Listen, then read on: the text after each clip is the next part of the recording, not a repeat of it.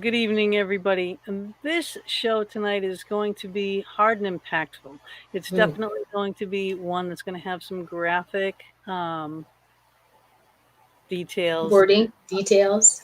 Yeah, about an addict's life, um, things about addiction. But this is it's a subject that hits me at home. You know, 2 minutes yeah. till showtime. So in 2 minutes we'll start the show. We'll play the video. He'll be with us when the video ends. But we have Andrew Mann. He's got the book Such Unfortunates, and it is really 434 pages of It's straight hardcore. up. There's no BS. There's no sugar coating anything. This book tells it like it is. Hey, Jill. Yeah, it's about an addict's life. What an Yeah. addict goes through every day. It's his story. He doesn't hold anything back. It's and thank God, you know, Yeah. that he did. But we're gonna find out a lot about this. And this is, I mean, it's a disease. Addiction is a disease. A lot of people do not like to talk about addictions. They put people at dis-ease. Mm-hmm. you know, talking Yeah. about the subject, and it's one that's rampant in our communities, 1 minute until and it showtime. doesn't matter who you are. It doesn't matter if you're old or young or rich or poor or pretty or ugly or a star or not, or it doesn't discriminate about anything. It will destroy you, and the Yep. only thing this disease wants to do is either make sure your ass ends up in jail or dead, and that's it. Those are your two choices. And so it's rough. It's tough. It's a tough life. And people go to various degrees of addiction as well.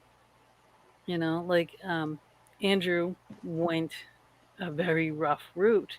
Yeah. A lot of people don't go to the lengths, the things that he used, between the heroin and the opioids.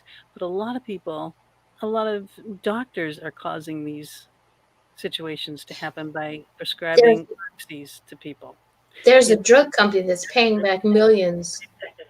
4, 3, 2, 1. Love Pulse Radio.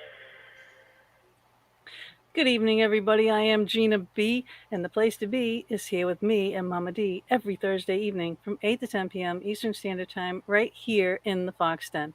Tonight's show is going to be hard hitting, impactful. It could be graphic language, probably not good for smaller children.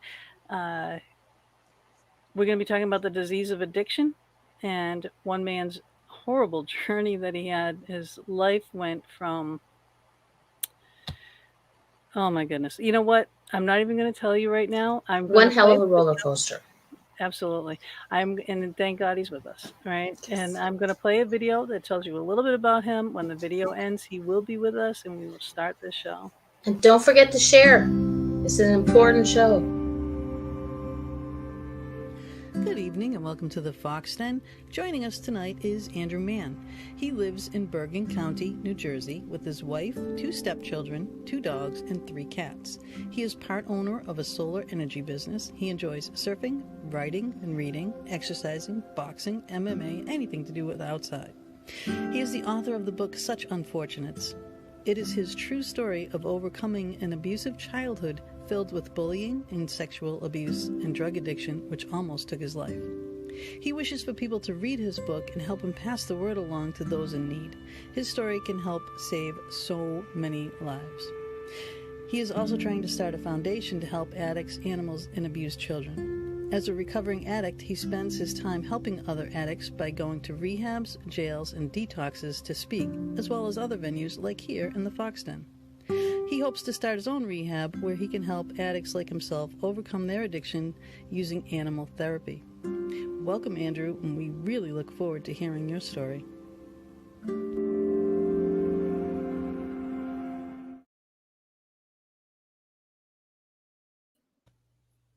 And here he is. Welcome, Andrew. Thank you for having me on. I'm so grateful that you're here. Great. Because this is what an addict needs to do, to stay well and to help other addicts. Addicts need to help addicts. Now that we were talking about you before the actual radio show started a little bit, and that video tells a little bit more about you, but kind of go a little bit more into depth as to why you chose to write this book. Okay. I really chose to write this book because I wanted to help as many people out as possible that had sort of been in the same position I had been in.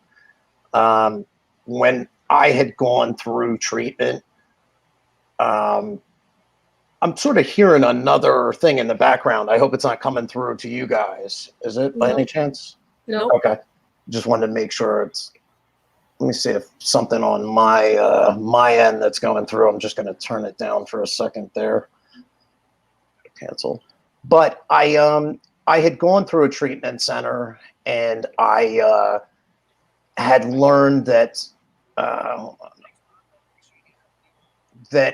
basically a lot of people had suffered the same thing that I had been through, and I knew that I could help them. I knew that my story could really help people once I started to see basically everyone sort of had almost the same backstory I did, where they had gone through some kind of trauma in their life.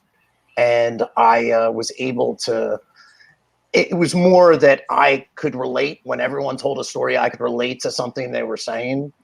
And I'm sorry, I'm just really getting another. You're hearing your echo.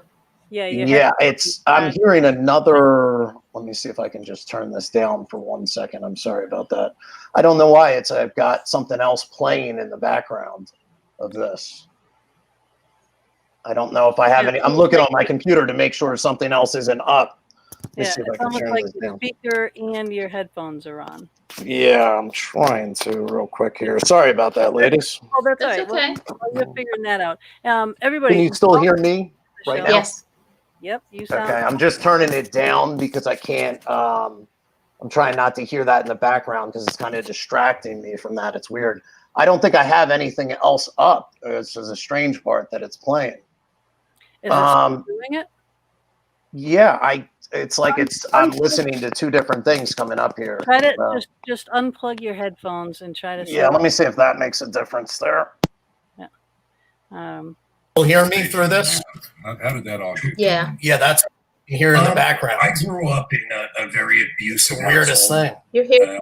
You have your. Let me see if I can turn it off. Something else is playing on here somewhere. Let me see if I can turn this down for a second. There were small. If you want Close out of to all your other tabs. lock me out and for a minute, We'll put them down and all the other tabs, and I'll come back to you. How about that? Okay. there we go. All right. Anyway, okay. Always technical difficulties. You never know. Hey, it sounds when like- I'm on it, tell me something. Yeah, it sounds like he's playing the show because the delay. Right. So there's a delay if someone, if he had the show on his On screen. another tab. Yeah. Hi, Melissa Ann. How you doing? Hey, June. Well- Everybody that's watching, please, regardless, please share the show, and because it is an important message. When we finally get him back, let's see if we got him. I think he's back. Yeah, I found out what it was. So sorry about that. That was just another tab that popped up when I was going through there and started to play. So That's okay. back to the reason I wrote the book. I had written. One of my counselors when I was in rehab asked me to write a little bit about my story down for her. So I wrote a little bit down and I gave her what I had written. And she was like, this is really good. You really have an ability. Your story is really awful, but if you could ever get clean, you could help so many people out with your story. And I kind of knew that. So once I actually was able to get clean and get through this, which took, you'll see in the book, years of. One of the main things I like to say to people, if I could do this, anybody else could do it, because I was an absolute mess. I went through the worst things you can imagine, jails, homeless, everything. And I say to people, if I could get through this, I think anybody could. And so I literally wanted to do that. I wanted to help people with my story. And it was actually a healing experience for me to write all this stuff down. When I was going through writing the book, there was a lot of stuff that I had to get out that I wasn't easy for me to share. And once I did share it, it was kind of like this huge weight was lifted off my back. And one other thing, people said I couldn't do it. So everyone was like, you'll say you'll write a book, but nobody ever does. So I was like, you know what, I'm going to do this. And that's basically what got me on the path to writing the book. It started that. It's amazing. Now, what you were saying too, writing all this stuff down. Like I said, this is a small book, and you're not a literary genius, right? Because Mama D was saying, oh, there's some of these right comments like on Amazon. I'd like to shoot those people. I would, because it's like, all right, no, you're right. This is an addict writing his memoirs. All right. No, I've had some. You're exactly right. There have been some crazy people that you'll see write nutty things, but a lot of people would say, I wanted to hear evidence. You should have done studies, and I'm like, this is my story, and they're like, I want to see studies to back this up, and it wasn't that type of book. You know what I mean? And so somebody wrote to me, I would have given it 5 stars, but you didn't add any studies or scientific this, and it's just, I know that's not what this book was about. So if you look at this book up, Such Unfortunates on Amazon, don't go by those horrible reviews. Go by the wonderful reviews, because the book is fantastic. And I think every addict should read it. I think that everyone that has someone in their family or someone that's close to them, I don't care who it is your mother, is your brother, is your father, is your spouse, is your wife, is whoever it is, all right, that could have this issue. This book will benefit each person that reads it, will get something different out of it. I'm an alcoholic. I was addicted to drugs, badly. And I could relate totally to a lot of the things you were saying. I could not put the book down. I really couldn't. I was kind of mad that I had to take a break and finish it the next day, I had a police officer write to me, and he was like, this is amazing. He said, this should be in every police academy out there. He's like, I've seen it. And he's like, I'm completely blown away by this book. So that was pretty nice. I think I totaled out 165 reviews, which is more than I ever thought people would read it. I thought I'd sell 10 copies of the book. Really. I was like, maybe a couple people will read it. Maybe it'll help somebody. And then I've just been amazed at how many people have read the book. It's been incredible. So it's been really, I've had, believe it or not, the majority of things that have come around the book have just been, I've heard from people from all over that have been great. Of course, they're crazy people. I have to be careful online. There was bullying. I dealt with bullying. There was a little girl that was being bullied. She was 10 years old online, and by adults. And I went in and I signed up, and I said online, I was like, you adults are bullying this child. And this woman came back and she said, I said how wrong I thought it was. I've been somebody that's gone through bullying, and they were basically bullying over her because her name was Karen, and she was of a darker persuasion. She was a black girl named Karen. And I said, it's ridiculous to be bullying somebody over their name.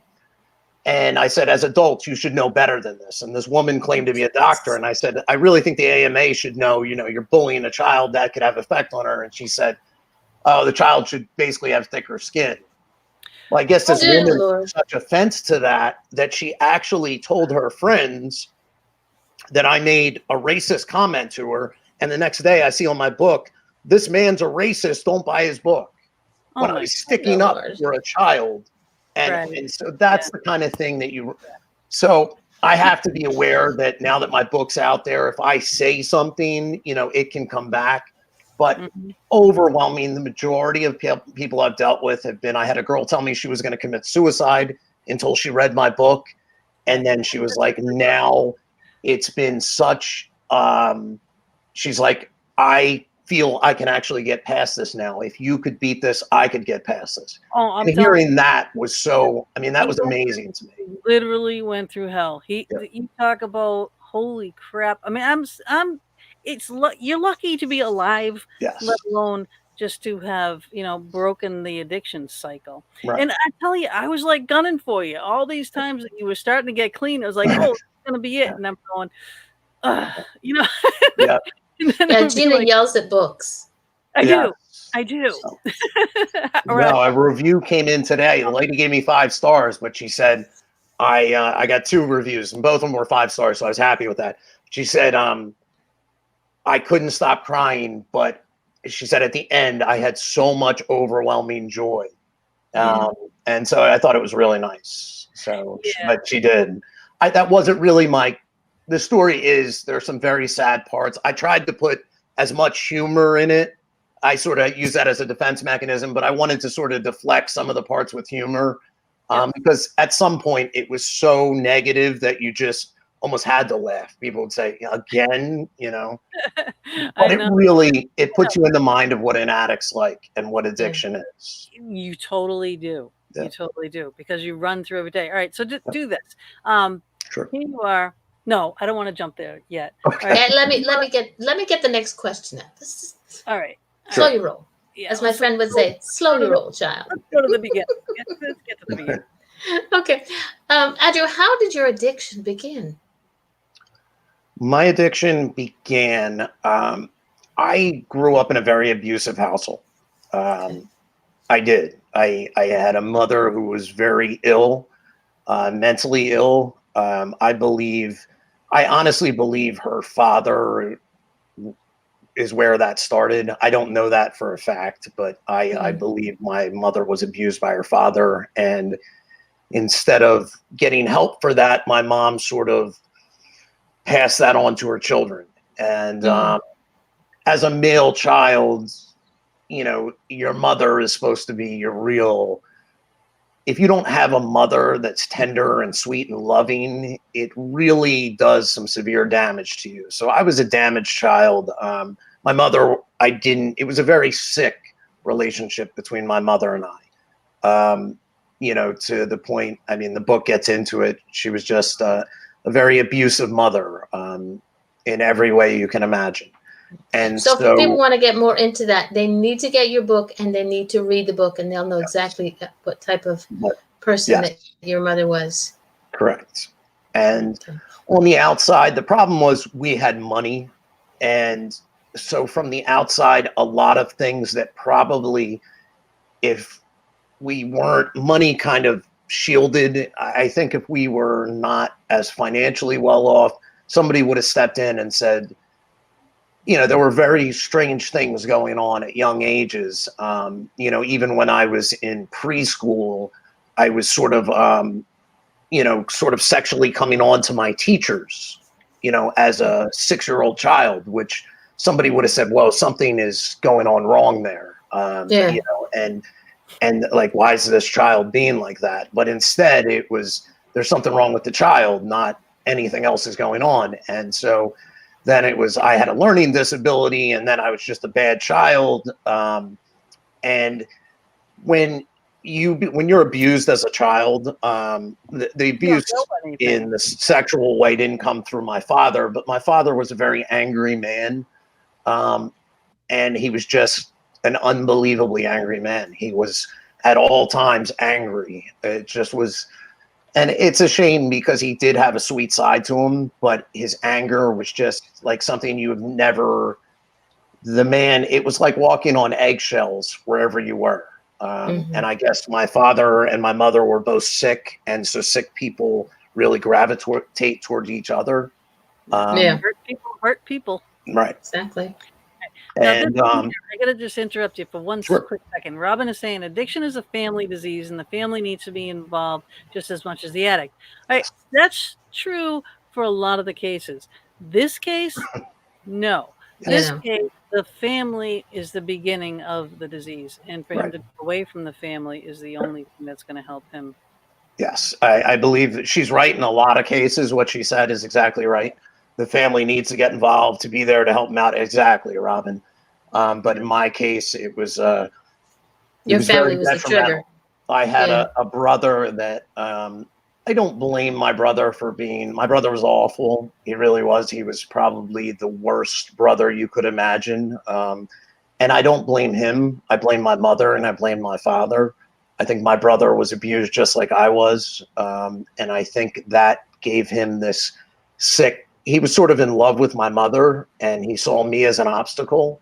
And, you know, as an older brother would sort of stop kids from picking on his brother or at least stick up for him. My brother encouraged it. And he sort of got this whole group of kids to bully his younger brother. And I mean, it was really awful the way those kids were. You have absolutely no safe zone anywhere. Nowhere. There wasn't anywhere as a child. So I was, I remember thinking about suicide at like 8 years old, you know, while other kids are just thinking about playing and stuff. And it was, it was an awful, I would not recommend my childhood to anyone. I'm surprised I didn't get, if I would have found heroin at 12, I would have started using. I would have. Wow. So it just, when at that point, being inside my own skin felt so disgusting that even when I found a cigarette and it changed the way I felt a little bit, it was, I wanted to smoke every minute of the day. And then when I found alcohol, I wanted to drink every minute of the day. And then it was just. That's the addictive personality too. Plus it, you know, and it changes that physiology. I mean, the same with me. At 9 years old, I was smoking cigarettes and then we smoked pot and then we went to all the drugs and everything. By the time I was 14, I'd done everything except for heroin, you know, at that point, pretty much, you know what I mean? Sure. And it's just like, that's just the way that we were. Not, I mean, then it was a little different, you know. Today, kids have activities and things that they can do and computers and blah, blah, blah, and cell phones and all this stuff. We didn't have any of that. You know, we were bored. Right. Right. and, you know, and that's what we did. Yes. But it does change you. And I ran with that. When I found cocaine, that was my love. Yeah. You know? Yep. No, I remember when I first found it too. I was just like, oh my God, this is awesome. Yep. Yep. And because you could do so much more and you could just go and you could drink so much more and you could, you know, I could play pool better, I could do this better, I could do everything better. It was like, you know, it was awesome. I like to be up, I didn't like to be down, you know. So, you know, that's the way it was for me. But everybody's different, you know. Like for you now, when you started with like taking psych meds and such, you know. That's I started having really bad panic attacks. And I was having them to the point where I really believed I was going to die. I started believing I was having a heart attack, and I would get all the symptoms of a heart attack. I would have pain shooting down my left arm. I would start, you know, and I would get sent to an emergency room. I would literally, people would think I was having a heart attack. I would go to an emergency room, and then they would do an EKG, and they'd say, there's nothing wrong with your heart. You're just having an anxiety attack. And I think before I was 20, I probably went to about 45 emergency rooms, to the point my insurance company was like, we're not going to take this anymore. Like, there's something, he needs more help. Like, I don't know what's going on. And I didn't believe them because so they prescribed me, the first doctor that sort of helped, he prescribed me Klonopin and Zoloft. And Klonopin is like a form of Xanax or Valium. And it worked temporarily. It took away the anxiety for about 2 hours, which for me was just great. But then once it wore off, I had to keep taking it. And when you're that age and you flood your brain with a benzodiazepine, I mean, they're just, you become physically addicted to it. So even when I wanted to stop, I couldn't. So at 13, I was addicted to drugs. I was a drug addict, whether I believed it or not. From a doctor, but I was addicted to it. And I get so upset when I see, you know, the doctors like prescribing shit for ADHD, you know, kids and everything. All the kids are drugged up. You know, it's like, stop it. Just stop it. If they should have used it at a short term and tried to find out what was going on and maybe move to other aspects of therapy or find out what was causing the anxiety behind it, not just here's a drug. Because that drug, I mean, it does all types of learning problems. It stops your natural testosterone, your natural growth hormone. So a child doesn't mature as normal. And it affects everything. And so going to school for me where our kids were looking towards our future. I was just trying to survive each day with the least amount of pain as possible. So it wasn't, I never thought about a career or having kids or a future or credit or college or anything like that. It was just, how am I going to get through the next day with the least amount of pain as possible? Yeah. And you did, you did, you trucked on. It was Yep. just, it is, Yeah. it's like a miracle story. It's like you're a hero. Just for surviving, you are a hero. Oh, thank you. But I don't see that, but I thank you. Thank you. That's nice of you to say that. Well, you prove to people that it can be done. Yes. You're an example. You went through all this shit, and that's putting it lightly. And I usually don't swear. It's Gina's job. You went through all this, and you are an example to those who are going through it, and family members and everything else, that it can be done. It's not an easy voyage, not by any means, but it can be done. Because you have been clean for 3 years now? 3.5 years? Over 3 years. Yep. I'm going on 4 years now. So almost 4 years. So, which is, for me, that's beyond a miracle. So it really is. And there's been a lot of help from people that I consider angels along the way. I believe there's a lovely angel named Karen. Yes. And I'll bring her in a little bit. And she was definitely, out of the angels, the biggest one there, who she stood by me when no one else would. Even my own mother told her to leave me, and said if she wouldn't, she would stop talking to her. And Karen refused, when really I don't know why she stayed with me. I think everyone told her to leave me, but she said there was something inside her that just told her if she stayed with me, I would be all right. So she did, and she was beyond amazing. I had never had anyone give me unconditional love in my life. I just had never experienced it. I didn't, when someone said I love you, it was so uncomfortable. And she just, I was in my last rehab, and she wrote me a letter every day I was in there, saying, basically, you can do this. Gave me encouraging, all this stuff. She gave me a band that I still wear today. It kind of wore off, but I still wear this today, which it just had our initials on it and the date I went in there. And just to remind me, she also got me this little box, and it had a saying for every day, something good about me. And it was just stuff I had never experienced. I never had a person care about me like this. So she could see the good. She could. And that was unbelievable for me. And it was like, oh my God, if somebody could care about me this much, maybe there is something worth, and maybe it's worth trying. And I was just, at first, I think what kept me most sober was, I mean, this woman, everyone told her to leave me, and she did this. I can't, I just couldn't. And so that was, I just couldn't look at her after she did all that for me and go back. And so it was really what I needed. It was like God sent me an angel at that time. And I'm going to say this one more time. This book, I mean, you go into such detail about all these things and all the aspects of your life, and pretty much, through all the phases, through childhood, through teenage years, through graduating on a, shoestring, getting graduating high school was like a miracle in itself. But the women in your life, geez, oh my God. It's like, on top of everything else, the relationships that you would get into and were just a mess. It really was. There were some that wouldn't understand what was wrong with me, and they took it as, when I was a child, because I would start to be intimate with them. And if I wasn't completely drunk, I'd start having flashbacks, and I would just get away from me. And they didn't understand it, and they took it as something with them. And I couldn't explain to them what was going on, so I just would run away from it.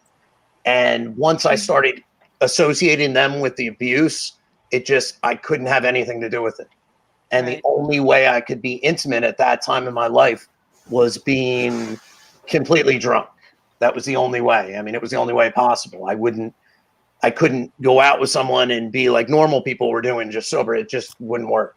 And so that was very hard for women to explain. And I guess I kind of gravitated towards, I guess, other unhealthy. I had a few in particular that were really bad relationships. So, especially one, but I try to forgive everyone in my life as much as I can, almost not as much for them as for me. Yeah. Absolutely. The steps of recovery, that is an important thing. All the things are to do for you. You know what I mean? Like, you can apologize to someone, you can expect an apology or think that someone owes you an apology, but it doesn't mean you're going to get it. No. But you do your part. You clean your side of the street. Yep. Exactly. And if you give them an apology and they don't accept it, oh well, you did it. Right? That is what it is. For you. Yeah. And that's what it is. Maybe they'll accept it eventually. Maybe they never will. Yes. What are you gonna do? But you do your part. And I've had a few of the girls that read the book, and one in particular, she's one of the reviews on there, was like, you don't know how good it felt for me to read this book. Not for you, but she's like, it makes sense now. She's like, it really makes sense. She's like, it was really amazing for me to read that. She's like, it was healing for her. Actually, two of them read it and contacted me. So yeah, it was great. I'm glad to hear that. I was just thanks, Scott. I was just reading what Scott wrote down here. Thank you, Scott. My heart is hurting now. So glad you're doing well. This hits hard for me, knowing my brother was hurting. These things, I'm telling you, this disease will hit a lot of people, because I'm saying, if it's not you yourself, it's someone in your family, it's a close friend, it's a relative, whether they're going through it now, whether they went through it before, whether they died, did they end up in jail,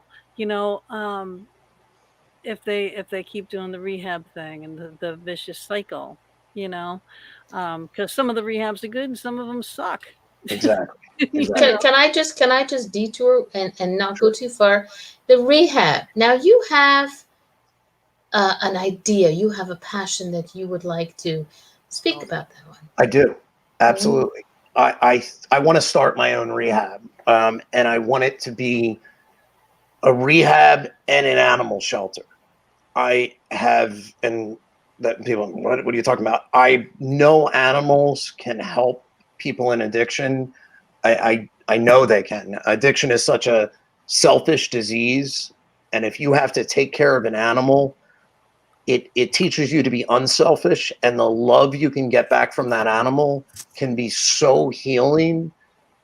I know that if there's two things that I'm very passionate about are animals and helping people that have suffered what I've been through.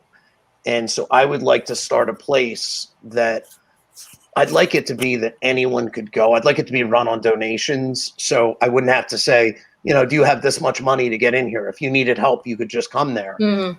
Give them enough time to get better. Because the one thing I realized is that they would have these government programs and they'd spend all this money to send you away for 8 days. If you have an opiate addiction, 8 days is nothing. You're not even, it's like putting a Band-Aid on a broken leg. But they'd spend $7,000 doing that. And a month later, you could do it again. And people would do this 24 times, where if they just spent a little bit more money and kept a person there longer, they might save this person's life instead of having them. It's just, I saw so much wasteful. Any addiction rehabs, and any addiction is a 2-week minimum to get out of your system. Right. Absolutely. This 8 days, 7 days, and then you're good. It's just, well, that's what insurance will pay for. That's what the county pays for. And it's just, it was just like a waste. And I really believe we can do better. So my goal is to start a place that not only helps addicts, but helps animals. And in helping the animals, I think addicts would feel better about themselves inside, seeing these animals grow, and it would give them something to do during the day, something to look outside themselves. And thanks, Scott. I appreciate that. And he would too. Thank you, Scott. And you know what this sort of reminds me of? Pitbull and parolees. Yes, I saw that. I am. as an addict, you definitely need that love from something. If you're not getting it from your family, you're not getting it from your friends, and they're not going to talk back to you. You know what I mean? It's Correct. something that you can just pour your love into, you know? Yes. Um, Yes. So that is Where are you situated, Andrew? I In am in the New US. Jersey. I am in New Jersey in Little Ferry, Okay. but believe it or not, the place that I was thinking about doing it was in Gettysburg, Pennsylvania area.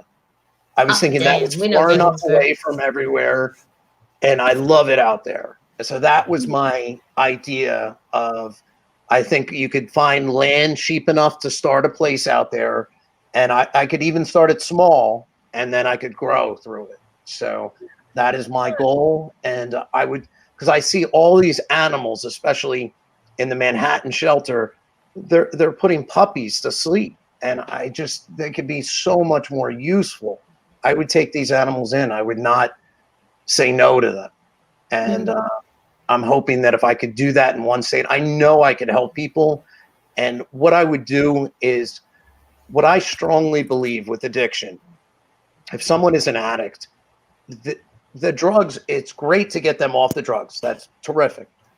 But if you don't look at the reason, what's hurting inside, why they went and used the drugs, you're just setting them up for failure. So Exactly. I would want to do therapy to find out what's going on behind. Yes, get them clean. That is very important. Yep. Detox, get them clean enough time that their head is straight. But they really need therapy before you can go back out on the street. Find out what is hurting them inside. And I want to create an environment where people feel willing to talk about that. You know, because a lot of men don't want to talk about how they were abused. They just don't. I swore I would take it to my grave. I did. I was like, I'll die before I'll ever tell anybody. I really did. Very detailed about it too. So I mean, the book is very, very detailed. Okay. Yes. So I mean, it goes through everything. Please read it. If you have anybody in your life that can benefit from this, anybody at all, okay, Sure. that's around this disease of addiction of any kind. Right? It doesn't have to be drugs. Addiction is still a disease. It can be gambling. It can be alcohol. It can be drugs. It can be whatever, sex. Right? Everything is an addiction. You know, addictive personalities are that. But there is a reason for it. There is something behind it. And the root cause, if Andrew, as a child, if his teachers picked up on the signals that he was giving, like as you said, as a 6-year-old boy coming on to a teacher, who does that? Right. Who does that? Like, You now know, that I look back on it, like, yeah. Why would and they? it was just, I wasn't a bad kid. That's what they said. Oh, this kid's just a bad kid. Like, no, there's something going on there. Come on. Exactly. You know, Exactly. like, So the root cause is the entire thing. And that's what you need to find out. But yeah, but that's something that's really difficult to talk about, you know, and some addicts may never open up to it, which is unfortunate. But you And have to give them the safe place to do it, unfortunate. and this is what I think you're doing as well. and that's what I want to do. I want to, people, if they heard stories like my story and were able to say, you know, if he's willing to do this, you know, and that's what I want to give them, an area that they can work on what's hurting inside them. And even enough time to just get their head back on straight. Like, I don't want to 30 days and then you're out, you know. If I could create a place where if they needed to stay 6 months, like even if they wanted to work at the animal shelter part until they felt strong enough, you know, it's just, I've seen the government's willing to spend unbelievable amounts of money for treatment that doesn't work and do it over and over again. Why not? I mean, just spend less than that and actually help people. And So I if think the anybody best way knows to do it is somebody find somebody who's been. funding, you know, if anybody at all that's watching the show, whether you're listening to the archives and even listening later or watching later, if you know anybody that has a foundation that would like to fund a place like this man can do it. He's very intelligent. He's super smart. All right. He's super motivated. He's really behind what he wants to do here. It is a fantastic thing. It would have been something when I was getting sober, what I would have needed, you know? And this is the only way. This is it. This is the only way an addict will get clean and sober is through the help of another addict. Okay. That's to get clean and sober. But again, to get to the root cause, you need more, you know, therapy and such, you know, and find out what that root thing is. And once it's out there, once you start talking about it, it gives it less power over you. So, Yep. And I've met some really great people that have suffered from addiction. Just some excuse me. unbelievable people that, thank you, Joe. Yep. I appreciate that. I've met some really great people that people would say, oh, they're just a drug addict. But when you got to know these people, I mean, they would just do things for their fellow man that I would just be like, wow, and these people are getting thrown away, and it's terrible. I've seen people turn their life around and end up just being great citizens, and just to give up on these people is just so wrong. They're suffering people. And, I've known a lot of people that have, a friend that actually died of an overdose, that in a way really reached out for me when he didn't have to, had no reason to. And if I could, yep, exactly, Scott, that's exactly right. And that's one of the things about animals. That's what addicts need, is that unconditional love. And you'd be surprised how many of them have never had it. I remember in the story, I get into a girl that I met. She was young. She was 19 and was a prostitute. And it was, she had been abused her whole life and didn't have a chance. And this girl, I was freezing, and she was sharing half her blanket with me. And and the things, she went to share some of her money with me. This girl had like $15 to her name, and she's sharing money with me. And it's just, you see some of these, and it's just, those stories are in my book. And also I'd like to get into some other people that helped me out when I was in Camden, New Jersey, that I don't want to forget about, like Joe Ripa and John and the nurse. Joe is Kelly Ripa, the talk show host. Her father in South Jersey, he used to go and feed the homeless people down there. He's a county commissioner, I guess, around that area, but he would literally go and he would feed the homeless people every night. And I thought it was such a neat thing. And there was a teacher named John who didn't know me from anyone else. I was homeless on the streets of Camden, and he just stopped one day and said, I know you're on drugs. He's like, I'm not here to judge you. Is there anything I can do to help you? I'm a teacher. I come down here with Joe Ripa, and we feed the homeless. And, in a terrible neighborhood that was scary to go into, these older men are coming down there, and I was just blown away by it. And they were like, and he kept talking with Joe, and we're going to help you get into a treatment center, and we're going to help you do this. And they really did. And they came back to help me get off the streets of Camden. I'm forever grateful to them. Joe and I talk on Facebook almost every day. He's a great man. He really is. He really cares about his fellow citizens. And so hopefully he's watching tonight. But, I also had a lady that was, yes, if he's there. I had a lady that on the corner she would come, and she worked at a hospital down there, and she would drive, and she would see me, and she would always give me $5. And when you're an addict on the street, I mean, that's kind of a big deal. When you're homeless on the street. And she was not afraid of me. I'm a homeless guy in Camden, New Jersey. And one day, she knew nothing about my story. She came up to me and she said, Andrew, I just want you to know, I haven't always been like this. Back in my life, I was abused by my father. I became an alcoholic. And he was like, you need to forgive everyone to move on in your life and heal what's inside of you. And I was like, she didn't know anything about my story. Mm-hmm. And it was just like, there's got to be a God or something is coming down. How does this woman know to say that to me?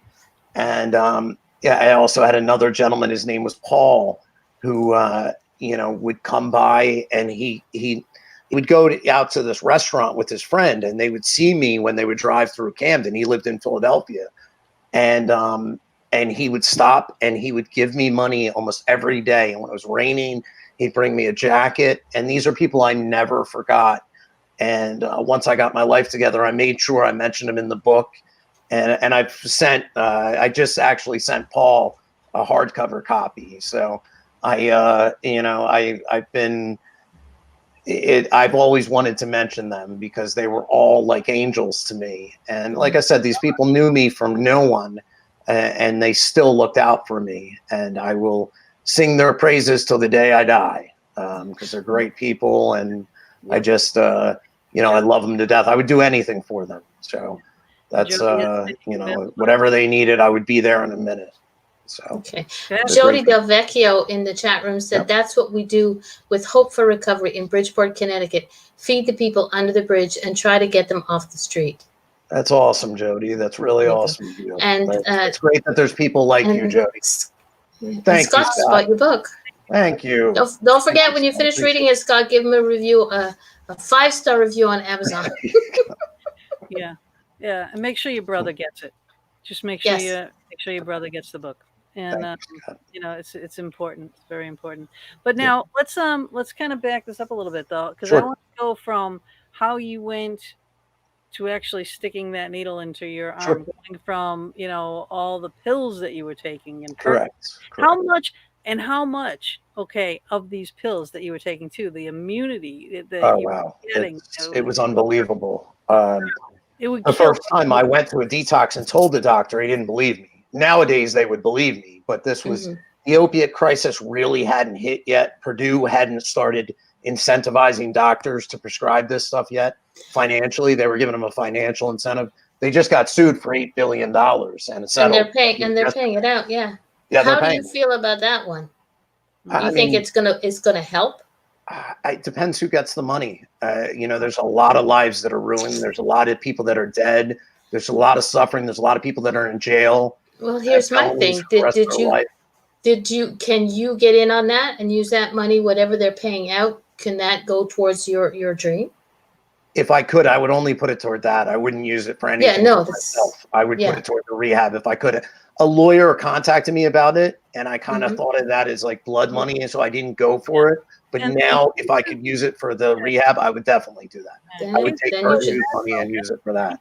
Call back that lawyer. A car or something. I would feel evil if I did that. That's blood money to me. I've seen the destruction that money caused, and I would never want to touch a penny of that for my own self. But here's the thing. Until you are I think you said you wouldn't use it to buy a car. But if you could use it to buy a car, that would help you to continue whatever you're doing. Absolutely. And that's an important thing. Absolutely. Because you have to take care of you first to do that. But I would suggest you get a hold of that lawyer again. That's probably especially that if that could work to starting this foundation. I guess foundation is the right word for it. Yep. I would really like to have it in every state in the country because we need it. We had 72,000 people die last year. Not even just one in every state. In larger states, there needs to be more. Absolutely. And there are states. New Jersey is a heroin capital. Wherever these drug capitals are, the Chicago and Boston. Boston. Worcester. I had a friend his name was Otis. He was Indian. Joe and he overdosed and died. And he was a brilliant guy. Buying your book. And his thanks, Joe. I appreciate that. And there's an angel in the. Hold on a second. There's an angel in the chat room. Yeah, there's an angel in the chat. There she is. Right there. That's her. Yes, that was our wedding day. We were driving. So I ended up marrying. For those of you who don't know, I ended up marrying her, the girl who stuck by me. So we're married now. Which that is being married is just beyond anything I would have ever expected. So that's amazing. We ran away from the subject though. So sorry. Before the heroin came in, and all the pills that you were taking, describe how many pills and how often every day you would take them. I started out, just to let you know, I started with 1 Percocet a day, which is 5 milligrams of oxycodone. Within a year, I was taking 64 5 milligram Percocets a day. I would take 8 at a time, 8 times a day. That's the first thing I did when I woke up in the morning. I'd take 8 of those pills. Now, they each have Tylenol in it. Now, if you were to just take 64 Tylenol, your liver would probably explode.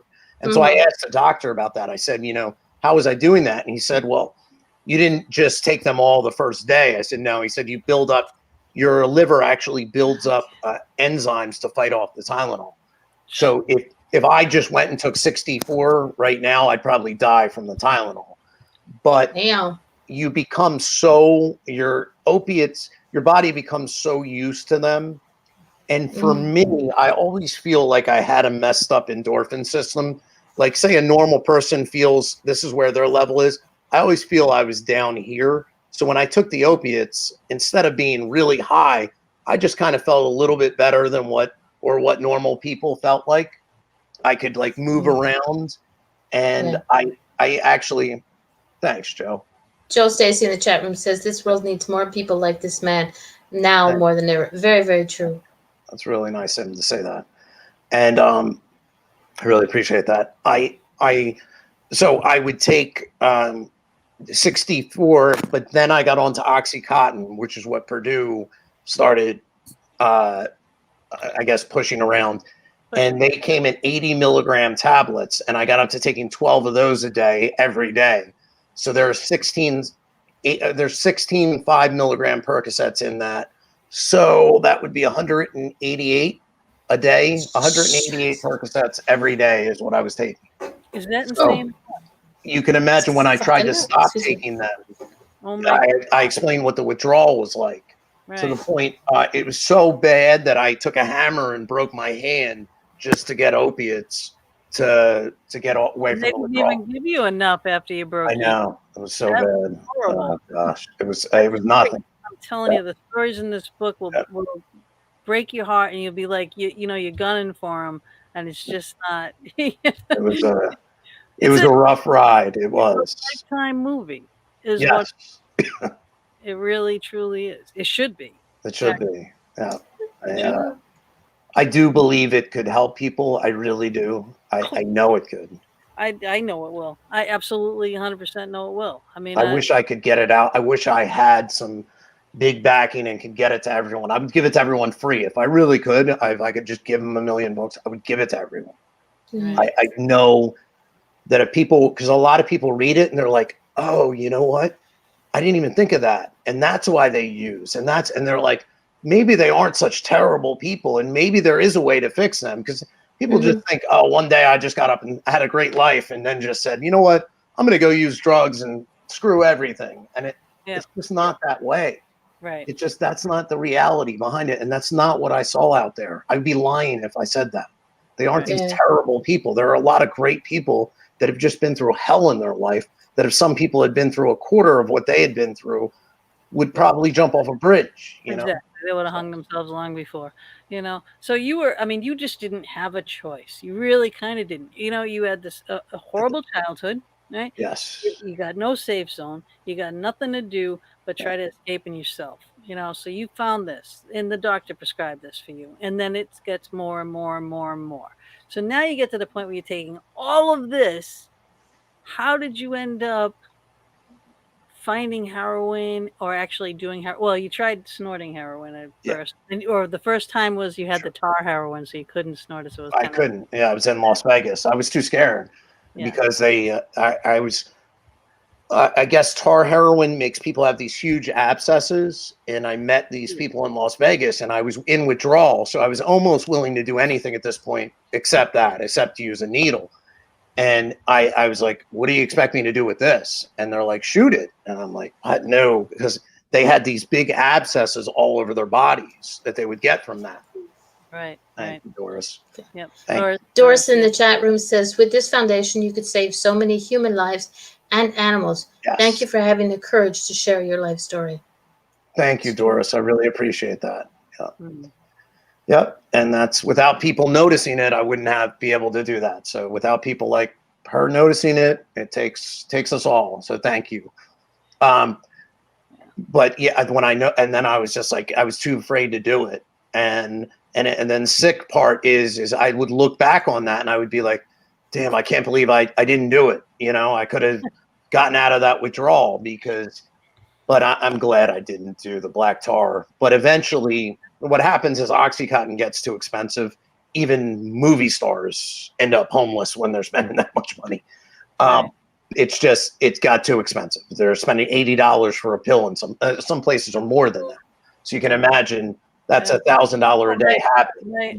My late husband, who was an addict, right? Because I was sober for I think about 10 years before I found him in AA. And he was Right. just getting sober. We ended up getting married.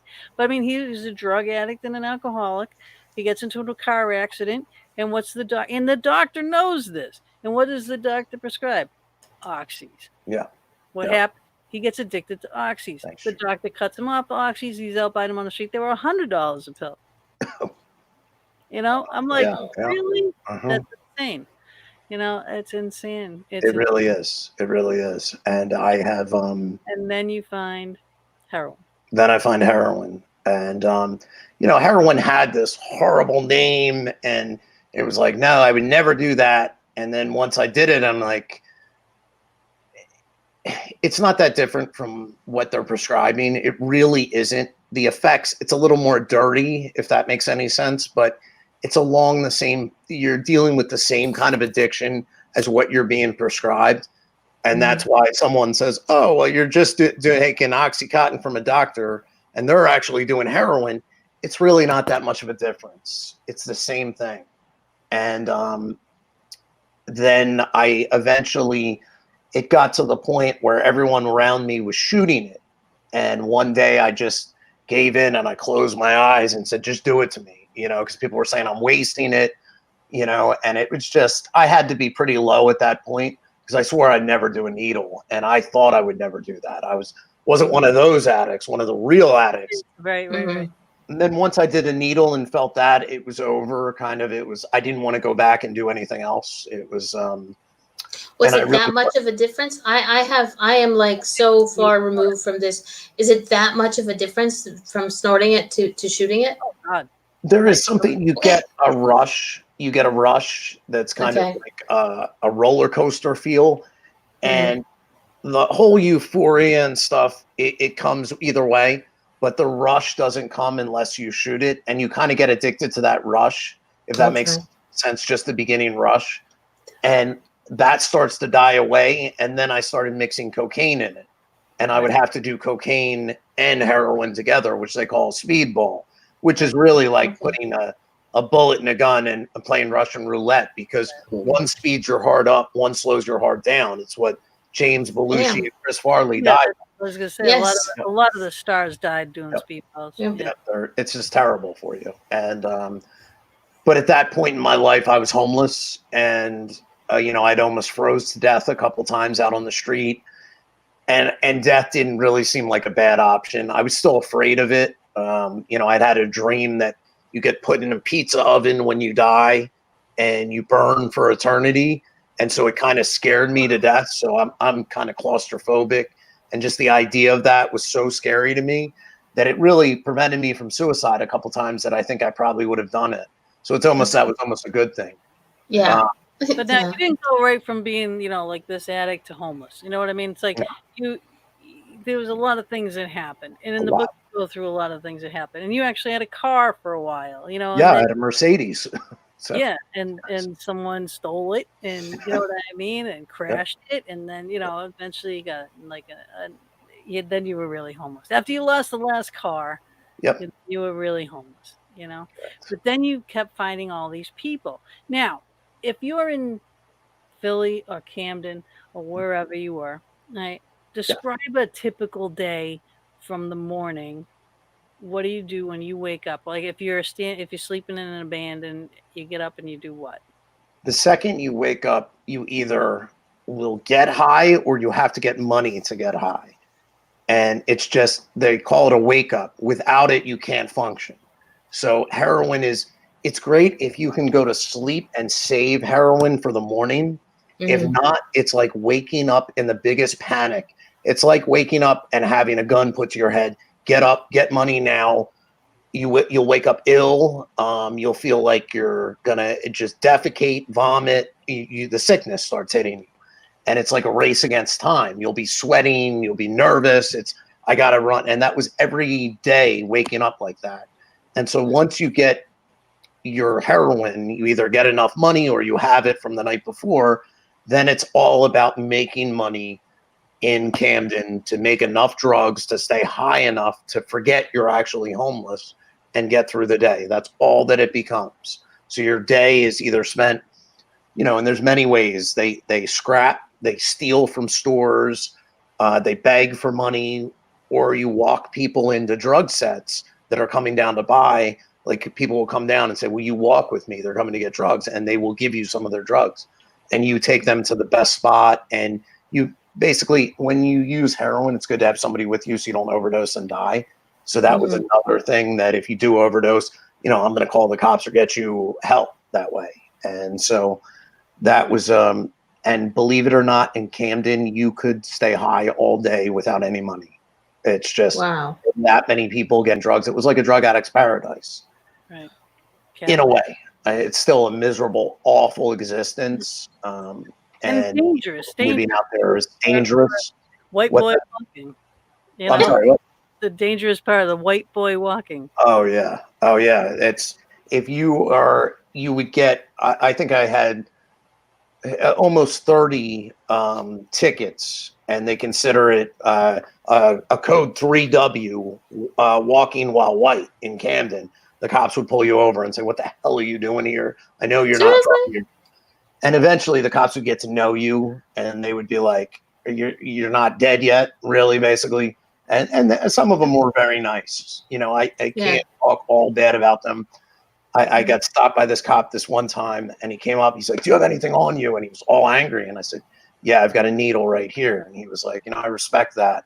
He was like, get in the car. I'm like, he's like, get in the car. And he took me to McDonald's and bought me food.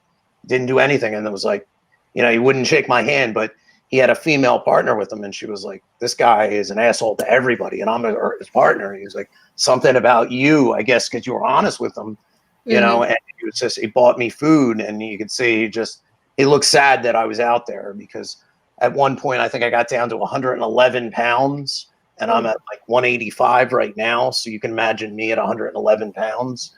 And it was a nightmare. And going to jail is beyond. I mean, it's when you suffer from. I suffer from a shy bladder, so going to jail in heroin withdrawal, shy bladder, claustrophobia. It's just the worst experience you could imagine. It's okay. Really, before we go, hang on a second. Before we go any further, it's time to take our little station break. sure. We're at the top of the hour. Okay. Oh, okay, hold on. Let me get okay. that. I realized that. All right, 3 minutes. We'll be right Sounds back. We'll be right.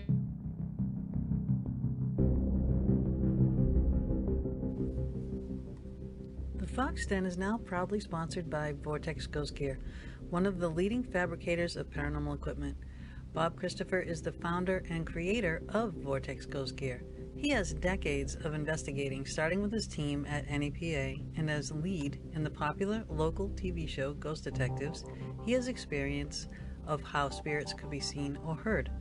Using this knowledge, he has manufactured equipment for specific scenarios of spirit manifestation and communication. He is the only manufacturer of the popular lifelike trigger prop cats and dogs.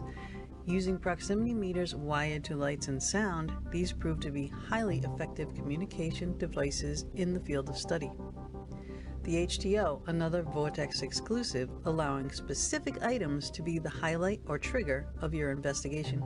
For example, place the item on a metal tray or attach directly to any metal object such as keys or glasses that continue to go missing or moved. Ask the spirit to touch the item. The HTO will light. It has a sound option as well. This device was used in Travel Channel's Ghost Nation with great results.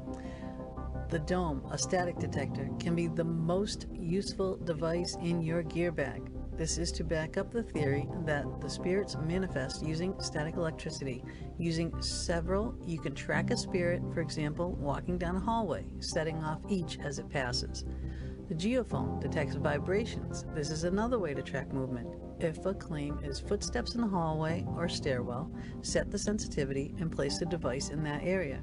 Its band of lights will show a range of vibrations from the slightest tapping, lighting only a few lights, to the loudest thumping, lighting the entire range. The Easy Scan Ghost boxes are very popular due to the ease of use. They are custom decorated to the individual or team using them. Bob programs and uses an Arduino-based computer scanning FM waves to potentially communicate with the spirit realm in real time. Every box is unique and all custom hand decorated by Gina Bankston. The V-Pod has a special place for those who love the idea of REM pods. Use this sleeker, smaller, easier to transport device. It is a must-have in your gear bag. Take your investigating to the next level with many of Vortex Ghost Gear's unique and custom creations by Bob Christopher. Visit www.vortexghostgear.com to view all the products and get your equipment today. You can also investigate with Bob and Gina with ghostly excursions, taking people to some of the most haunted locations in the USA. Visit www.ghostlyexcursions.com and join us on our next adventure.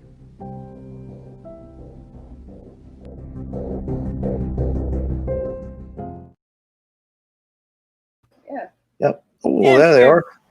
I've got the Banks. angel with me real quick. She wanted to say a quick hello. This is Karen. This is my angel. She wanted to say hi. So thought I'd bring her in to say hello to you guys. So You are an angel. yes, she said you are an angel. You did a good job, girl. She's shy. But Yeah. All right. Thanks, Pete. I know. Oh, I just want to bring her in. She's Yeah, been she's gonna watching. go back into the chat room. Yes. Yep. she's beautiful. Oh, thank you. She's really an amazing person. I love her to death. So it's I'm very lucky to find her. So Yep. I know, because you did. Oh my God! Like I said, the women that were in your life, even the one that it was supposed to be sober and yes, everything, and she's doing heroin, and then she's doing heroin in front of you, and then it's like, oh Yeah. God, it's like And that was there that time, right. and you said no, Yeah. you can only say no so much when it's like right. Exactly. Sam. Yes. Oh, I can't forget that. But if she had done that to a bunch of guys, I was just, I was a little stupid. I should have been thinking more. Yeah, woulda, shoulda, coulda. Yeah. Exactly. Everything happens for a reason, and the reason is you're here today. You're alive. You're clean. Yes. You got a great life. You got a great wife. You got a Yes. family and a mission. And hopefully, this can be a catalyst to get this foundation started. Yes, agreed. Somebody, please, God, guys, please Yes. share the show, right? Because he wants to set a foundation that can help addicts, that can take in animals like a no-kill shelter. The addicts Absolutely. take care of the animals and twofer, get the addicts clean. Let's help them get this going. So, yes. Please, it is so needed. And then if we get one, then you can get another one. You can get another one, and hopefully Every area that needs them. Yeah. Well, you know what? Set it all up and do a GoFundMe, and we will promote the hee-haw out of it. Great. Yep. And Great I idea. would suggest you reach out to pit bulls and parolees. You never know. Those ladies are an amazing group, and maybe they can give you some ideas somewhere to start you off. Yep.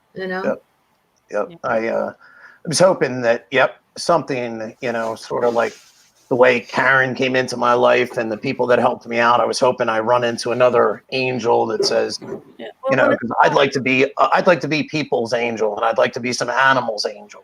I really would. It breaks my heart when I hear of good people dying, and it breaks my heart to see these animals being put to sleep. And it does. And I hate animal abuse in any form. Is just it drives me nuts. Too. Both of us.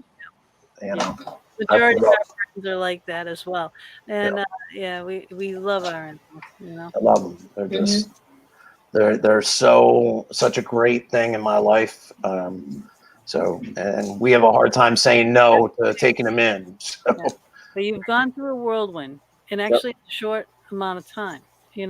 Writing is fabulous therapy. That is AA and NA and the programs and everything. They want you to, write your moral inventory, all that stuff. But journaling in itself is very therapeutic. So that's helpful. Your writing was great. You having problems again? I think so. Can you hear us okay? Yes, yes. I just had to turn it up a little bit. It was when I hit the sign on it, I guess it muted you out a little bit. I was trying to turn you up, the volume up a little bit, and muted. He muted us. Oh Lord. Yep. Now I got you back. Okay. I need a For set you. of headphones like you have there. Those are great. I would suggest you go over to MPOW. MPOW. Okay. It's a great place. They have great. They have these are not MPOWs because I broke 4 of them because I'm abusive of my headphones. But they have amazing headphones, and they Okay. have great sound, audio, and things. Yeah. Okay. So you were talking about in jail. I'll give them to you for free if you write reviews and do this and that. Yeah. Never know. Get your money back. Check it out. Yep.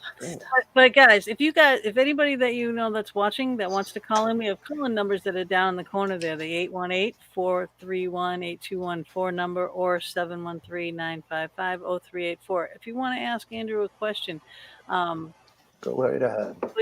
please feel free to call in.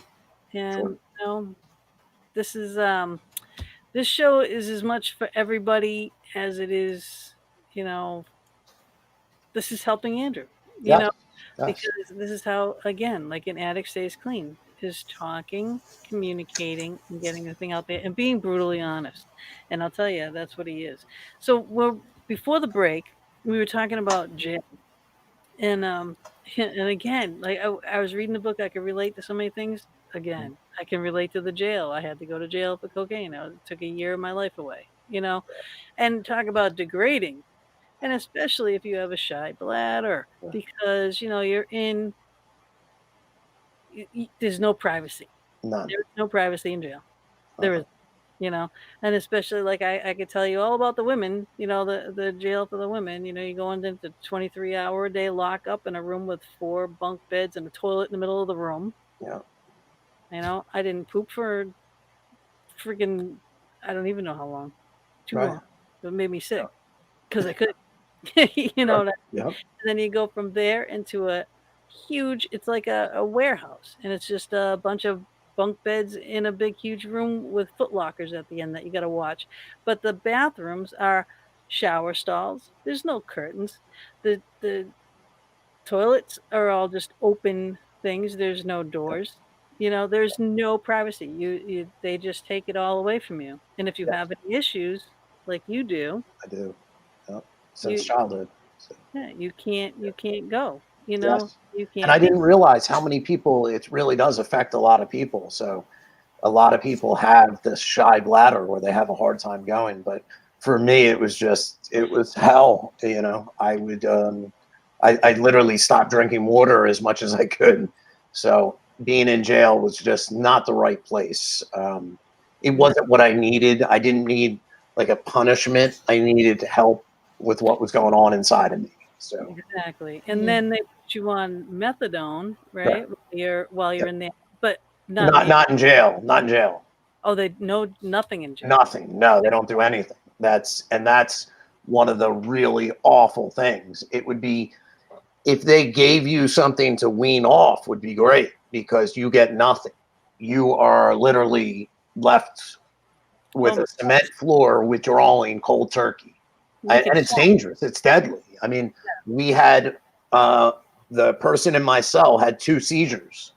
And I mean, he could have died. He didn't, but he was coming off this and had 2 seizures from it. And it's the worst. That is the worst. If you are on something, even if you're out and say you were on methadone prescribed by a doctor and you're going to a clinic, you're doing all the right stuff. If you have to go to jail, they're not giving you anything, even if it's from a doctor. Or even if you're on Suboxone, they have Suboxone treatment for people, which I had used about 8 years ago. But now some people really need that, and they won't give it to them, and the withdrawal is just awful. And if you've got a heroin habit, you come in there, it's just there's the toilet. Good luck. So it is, especially people that have health problems. What's up? So withdrawal is the exact same thing. Like I said, I'm talking from a person who's never been there, done that type of thing. I don't know. As far as I know, I don't know anybody who's an addict, alcoholics-ish. But so a withdrawal from Yeah, that's why I said ish. Right. I didn't know you then. I know you now. Right. Is exactly what you see on TV. Because I know TV over dramatizes stuff, but it's exactly what you see on TV, the way you're describing it. I think TV under dramatizes withdrawal. Withdrawal was the worst thing I could ever. It is a complete. It's you take the worst feeling you could imagine. It's like everyone in your family died on the same day, depression level. It's the biggest fear you could imagine. It's like running from a great white shark while having the worst flu you could ever imagine, having the worst diarrhea you could ever imagine, the worst pain you could ever imagine. Everything in your body hurts, even your hair hurts. Damn. And it's just beyond. And if you take one little bit of a drug, you're going to feel, not only is that going to go away, but you're going to feel excellent. Now, you put someone with a drug habit next to that drug and going through withdrawal, I don't know anyone that's strong enough. There was a Navy SEAL that talks about it, became an addict. And he said, I would rather go through Hell Week than go through the withdrawal. So I don't know if you know what Navy SEAls go through Hell Week. Yes. But he's saying he would rather go through Hell Week than withdrawal. That's how awful it is. Damn. Especially when you have a bad habit. It's excruciating. It's inhuman to leave someone in a jail cell and let them go through that. It's really, it's cruel and unusual punishment. Do you think prisons and jails have changed a little bit now? That when somebody goes in there? Some places that are starting to give medicines like methadone or Suboxone for a few days because people have died. And there was a jail right near us in Bergen County that a guy went in and was withdrawing, had a heart attack, his heart exploded and died. And his parents went to sue the jail. And so now they're doing it. I mean, but you can imagine that somebody's coming in and they're in medical distress and you're just leaving them there. I could never leave a human being. Well, he did it to himself. Yeah. That's, you don't know what this person's backstory is. You see a person dying in excruciating pain. It baffles my mind. I've seen the best of humanity, and I've also seen the worst of humanity being a drug addict. I've seen people do things that have been unspeakably awful, and I've seen people go out of their way to be kind when they never had any reason to be, and have saved people's lives that are real heroes. So I've got to see the best and the worst of humanity. And so even like were you sleeping at night and one of the places that you were staying at, and there's a bunch, and it's freezing, so you could actually go there, but the cops are leaving the doors open on purpose. And if you shut the doors, you could get beat. Yeah, I got kicked, and I was told that I was going to get my teeth smashed in if I did it again. Yeah, and it was the first night that was my first night being homeless. And there was a place called the Transportation Center. And I guess the mayor, it had gotten so cold that the mayor said people can stay in there so they don't freeze to death. There was like a little area where the homeless people would come in. And I didn't know where to go. And this girl was like, you can sit next to me and keep warm. And I'm shaking. And the doors are open. And there's just wind coming right through both doors. And I'm like, who did this? So I go up and they're looking at me like I'm nuts because somebody had put something in it, and I pull it and it shuts the door, and this cop came out. And I had always, where I grew up, I'm looking up to police officers as like heroes and good people. And this guy's like, I will literally smash your teeth in if you don't leave that door open. And I'm like, there are people freezing out here. I don't care, you freaking bum, all this. And I'm like, and then I said, like, I'm not homeless. What are you talking about? I really was at that point. I just didn't realize it. But to see human beings being so, like, there were old women that were there, and you're going to let these people freeze? It just, it was beyond comprehension to me. And I try to look, I don't say all police officers are bad because of that. I realized this person was just a jerk, but I just never imagined doing that. It was awful. So I kept my teeth and froze. There's assholes, and I'm gonna put that as nice as I can. There's assholes in every walk of life, but it's worse when you're putting other people's lives at risk. That was It's their ignorance. They have no clue. Yeah, I mean, all he had to do was keep the doors closed, and he was doing it on purpose. It was just to make people uncomfortable. And You know, Like, it wasn't like people were going to the trains at night. It was just a bad situation. And it's, you know, you can sort of judge a society by how it treats its worst off. And, you know, like I said, the girl who helped me out was a 19-year-old prostitute that, you know, was giving up some of her warmth so I would stay warm. It baffled my mind, you know, and I So wish now- I could find out where she was and help her. help you know. her. Yeah. Well, So. you know what I mean? If it's meant to be, it will happen. You'll run Sure. into it, you know, and that's how things go, you know. Yeah. Yes. When the foundation is ready, you know, when the all the dominoes fall in the right place, it's time.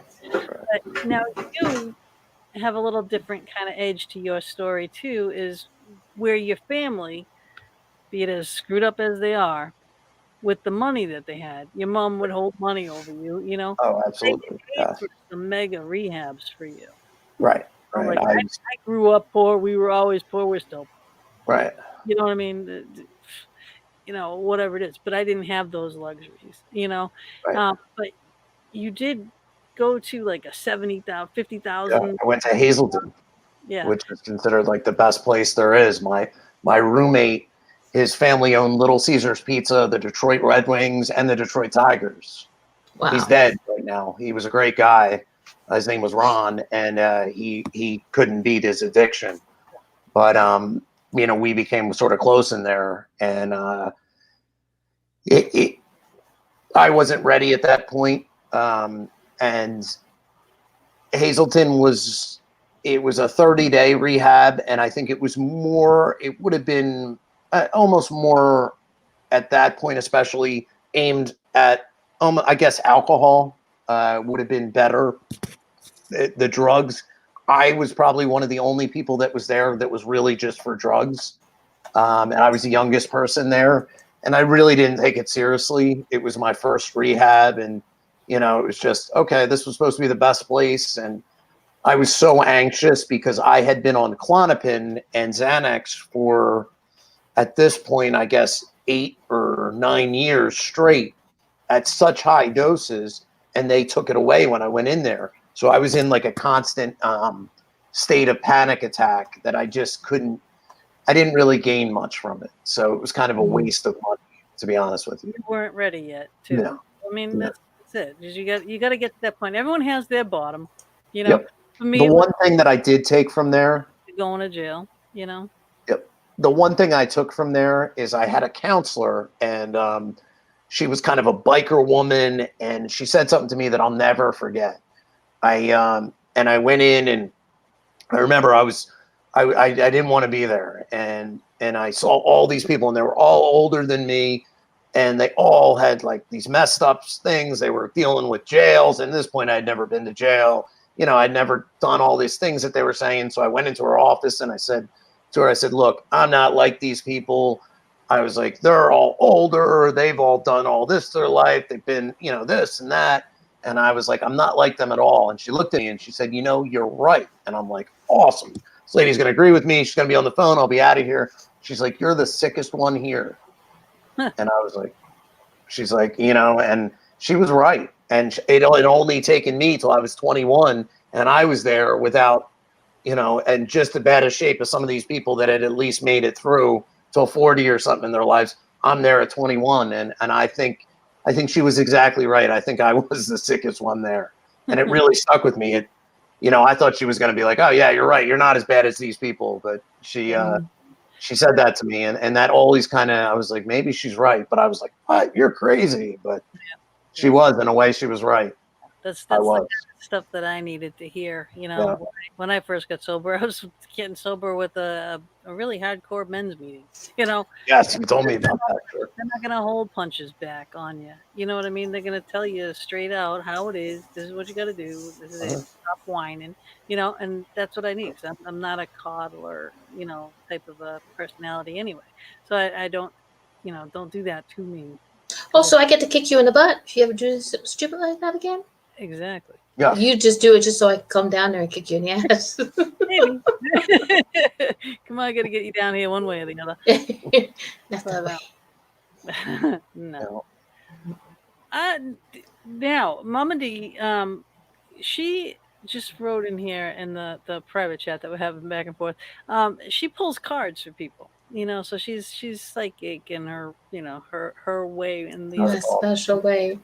very intuitive and very, she's really out there. She pulled a card for you, which is really an awesome card. She's like saying, should I do This it? is the card is man holding coin, and we had just finished discussing about you wanting somebody to come into your life to help you with money for the Yes. thing. It looks like And that. Oh, wow. Yeah, he looks like Fabio. There you go, Fabio. It's man holding coin. So for me, that means that that person is coming. It will be a man who will come into your life that will help you out with what you need. Oh, that is awesome. That Mhm. would be, So that would really, if I was able to do something like that, it would kind of make everything that I've been through kind of worth it. It will I happen. think I I know would that. finally feel so good about myself if I was able to. I'd be like, okay, this is why I went through that. I can make peace with all that. I'm getting there, but I'm not at it at this point. But if something like that, and especially if I was able to help people and animals, I think Yeah. that would be Yep. that would be a dream for me. A lot of people dream about, being famous or all this other stuff. That would be my dream to be able to do. That would No, be- I do believe it's coming. Like I say, I just during That's every show, amazing. I always have my cards. I always shuffling them, and cards just pop out and it did, and I turned it over, and I was like, holy shit! So because they still amaze me. So yeah, Wow. like Jody Well, that says, would one be- day there is somebody coming. It is a gentleman according to the card, and I do know it's going to happen. That I have no doubt because I've been getting shivers throughout the show. But that's my guys, a whole other show Giving me altogether. shivers back here. There I'm you starting Yeah, it's gonna I'm happen. starting to feel them. Wow. Once it gets out in the universe, and you have that drive, you have Yes. Well, if it does happen, I'm going to bring both of you down there. So you're definitely going to have to be visitors. And Gonna have to kidnap me on a private jet because I still don't have my passport. Those American border guards just like, mummity. oh, you need a passport to come? Yeah, unfortunately, I don't. Well, that's what. Well, we won't go too political, but somebody said that y'all got to protect us from the Canadians, and I was like, you got to protect them from me. Never mind the rest. I couldn't be like, oh, you're my friend, let her in. And they'd be like, no. No. I have a friend who has a private jet. If he ever gets button gear, he'll take me now. I never know. We'll figure out a way. We'll figure out a way. We'll have to figure out a way. Definitely. Have somebody come over the border, shove me in the trunk, and drive back down. Yes. Make sure it's summertime because I'm not doing it in the winter. All right. Where in Canada are you? I'm in Quebec. Oh, that's beautiful up there. And wait, no, not beautiful. Today was okay. I'm gonna do in Celsius. Y'all can Google it later. Today was 13 Celsius. Tomorrow's going to be 28 Celsius, which is in the mid to high 80s. And then Monday, they're calling for that white stuff to come down from the sky. I heard up there you guys always have a white Christmas. Is that true? Oh, I think I've only ever seen one brown Christmas, but then New Year's was like, last year we had 6 feet of snow. So, Wow. So, I like snowstorms. I like snowstorms so long as I don't have to go out and shovel it. Yeah. Nope, don't like them. Nope, can't make me. Well, I grew up in Massachusetts with tons of snow. I was up on top of the mountain where, wherever they said Oxford was going to get 5 inches, I get 10 at the top of my hill. And oh my God, and the long driveway. No, thank you. I'm in Kentucky now. I like it very much. I swear I'm going to ship you some down this year. Down. The snow comes in the morning. It's gone by the afternoon. You don't have to shovel it. You can broom it. You don't even right. Down here, I still got my 4-wheeler with the plow. I've got a giant snow blower, the small little snow blower. Okay, you're coming up here this winter to do my snow shoveling. I don't need any of this stuff here. I haven't busted any of that out. I think I shoveled once, and then really? Street shoveled once. I'm not too far from you. I'll drive over and shovel for you. There you go. About an hour and a half away. I know, right? Yeah, from Jersey to here. I love Pennsylvania. I do. Yeah. But if we did, if you did open a place in Gettys, I'd definitely go down there, and I'd definitely absolutely, without a doubt. I really mean that, and that'd be great. You could show me all the ghost adventures. Oh yeah, it's gonna be fun. All the spots in Gettys. Way to go. Well, actually, everything is haunted in Gettysburg. It doesn't matter where you go. Yeah. But what do you think? I mean, just the reel us back in. What do you think would be a solution to this opioid epidemic that we are in? Yeah. That's a great question. There's a few things that need to happen, and a lot of it, I think there's a few different aspects that need to happen. First is there needs to be treatment for addicts, not the whole war on drugs thing. It just doesn't work. It just doesn't. It's just gotten worse and worse. You can't arrest your way out of this. You're not going to put an addict in jail and they're going to be like, oh, great, I'm quit. It's good. If that would work, it would have worked. It just doesn't. There has to be a better way of doing it. And I think the best way really is if you were able to, like the treatment center I want to do, if you were able to help fix the problem that's inside the person, and look at that, and more than just getting the addiction part out of it, and getting the drug part out of it, I mean, because that's what I think we've all focused on in the rehabs around America are just the drugs. Let's detox them, give them 30 days, and then they're good. So I think they need to get rid of that is the number one thing. And then I would, a lot of trauma and child abuse needs to, it's easier to say needs to end, but that needs to be, I think that people need to, trauma is such a key to addiction that I think people really need to understand that more, because that is the one common bond that I've seen with addiction out there is the trauma aspect to it, that everyone that I met that it gets to the point that they're sticking a needle in their arm has suffered some horrible trauma in their life. And really to get them cured, that needs to be cured, because if you just take the drugs away, they've still got that trauma in their life. They're still going to be stuck there with that trauma, and they're going to be white knuckling it. To really heal a person, you need to get with that inside, and that takes time, but it's worth it. I mean, of course, they've stopped, as much of the prescribing of the opiates. I think a lot of the addictions started with the overprescribing. I think that made the problem worse, but it just stopping them is not going to solve the problem. If you cut off all the opiates, there's still going to be a problem. You need to work on the problem that a lot of people are facing, and that is, I think there's a lot of children in abusive situations, and that leads to addiction. I just do. And so teachers need to get on board. They need to watch out for the signs and stuff, and really pay attention and notify people. There are a lot of places that do that. Right. Yeah.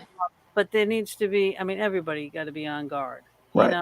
And when someone's going through trauma, they don't just, they're a bad kid. They need someone to look at what's going on. And the kid and making them numb to whatever's going on. Right. And this is a child. If their parents are doing this to them, they don't know any better. This is their life. And the thing is, people have to listen. Yeah, they have to hear the child, because you can. And I've heard about, and I've seen a few cases where they just assume. Well, this is the child is doing this. Like for example, he's just making a pass at me. There's something wrong, but it may not be that. But they're not going to. You can't lead the child. You have to listen to. You have to hear what they're saying. Everything comes into connection. The body movement, the way they react, the way they talk, everything has to be listened to and paid attention to, because sometimes they do, just kind of assume. And then, because I know parents that they were accused of child abuse, right? Because the child had a black eye. Now, the child didn't want to talk, because he was afraid, because the parents, the teachers, and the counselors were like, come on, we know somebody, we know it was probably your mom and your dad, just you're saying, they sort of berated the child, and the child wouldn't talk. And it wasn't an accident. It was with his sibling, and they were having a play fight, and he got sucked in the eye, but the other child was okay. And so, but they tried to point it towards the parent. But again, it needs to, and I do agree. You got to look at Yeah. the situation too. Does it Yeah. happen all the time? Does the kid always got a broken But that's bone? the thing, they have to pay attention. Sometimes they That's the thing. don't. Yeah. That's physical abuse that way. But Yeah. like there is, other abuse. I Yeah. mean, his No, I understand. Yeah, his was. Andrew was his father was an ass and just mean and nasty all the time. And So he his didn't mother have was. on there, and I'm he not was gonna say the better word. too. Yeah. Yeah, and the mother who's supposed to be nurturing and caring and whatever is sexually Mhm. abusing him, right? Yeah. So Definitely. again, this is something you don't. This is what he knows. Yeah. So deep down inside, you know that this is wrong, right? There's something in you that tells you that this is wrong Yeah. behavior. But it's my mom and It dad, so I can't. Yeah. show on your body. You know what I Yeah. mean? It shows in your attitude and your action and Yeah, how that's you what I'm saying. When parents and others. counselors talk to a child, they have to listen. They have to take everything into consideration, not just one thing. There are guidance counselors in school, Yeah. but there need to be therapists in schools. Yeah. You Well, they've cut back on so much these days in schools. It's not anyway. That's a Yeah, whole and- other story. But yeah, that's No, but there where really things needs will to start in be- the beginning. There needs to be treatment centers that actually help people Yeah. and really follow through with it. And there's so few of those that it's just it's a miracle. Sometimes they either get lucky and they get into AA and they find the right people and it works out, Mhm. or they get lucky and they get enough time in some treatment center somewhere. But there aren't a lot of good places out there that people have access to. There just aren't. Yeah. It took me forever to find one. I mean, I went to AA and but for the grace of God, I'm telling you, Yeah. I'm on the right people Right. first. Right? You've got somebody looking out for you too. Totally, Really. totally. Oh Right. yeah. And I believe that. yeah, wholeheartedly. But Absolutely. after you start going, like I went to the certain meetings, where I really got sober, and it was just like wow. And I was sober going to jail, Right. and I was ready to drink myself to death before going to jail. Mhm. So that flipped that whole thing around. I'm alive because of it. I learned so much because of it. I am Yeah. who I am because of it, right? Mhm. But going to all these meetings, they're sick people. AA people, NA people, they're sick people. Just because you get them sober doesn't mean they're freaking thinking Yeah. Mhm. is changed. Yeah. They're still gonna, men are gonna go after women are gonna go after men. Yeah. You know what I mean? And they're gonna try to cause turmoil. And I mean, there's drama central, but you just get away from that. You know what I Yeah. mean? Get away Yeah. from that. Find your group. Get a freaking sponsor Right. that you can trust. Yep. That guy that I had for my sponsor drove in a snowstorm from Connecticut to Massachusetts at 3:00 in the morning. Didn't get to my house till like 6-ish, Right. whatever, in a snowstorm. And I'm like, Right. what the heck? What are you guys? Yep. I'm thinking it's a cult. You know what I mean? Right. Just Yeah. Yeah. do that. I've been there. Definitely. And Yep. but no, they just care. And if you Yeah. find the right people that care, like you Mhm. have that heart, you have that compassion. Yep. How you stay sober. This is how I stay sober. Yep. This is how the good people in the world stay Yep. sober, and it's helping one another. And Yep. addicts should help. Exactly. This is so imperative that this word gets out. Yes. Your Exactly. story is so Yep. hardcore. Your story is so. I mean, and I got sober before this opioid epidemic. You know what I mean? Because I mean, Mm. I'm like 30 plus years. That I was anywhere involved in it. It was nothing like what you lived through. Right. Not at all. Right. And I told you the one story too about why I never stuck a needle in my arm is because a guy who was trying to tell me how wonderful it was in front of me put a needle in his arm and died. Right. Yep. And it's just like, oh my God. So That was lucky on your case. For you, that was lucky. It was. I was very lucky. It's like, oh yeah, I will never do that. Mhm. Absolutely. Yep. For the grace of God, there goes I. You know what I mean? So yes, it is. But different things work for different people. Yeah. But people help people. But hurt people hurt people. Yep. And some Mhm. people are still in there. So you can't trust everybody. If Yep. if your gut feeling is telling you something bad about somebody, get away from them. Yeah. If it's someone in your family, and they say, oh, your family should help you, if your family is hurting you, get away from them. I needed to for my own sanity. Yeah. Definitely. Without Well, a doubt. we don't always get born into the right family, and I have my own choices on that one. But you do always have family that you're born into, Yep. but families that you create, and you've created for yourself You've an got- amazing family.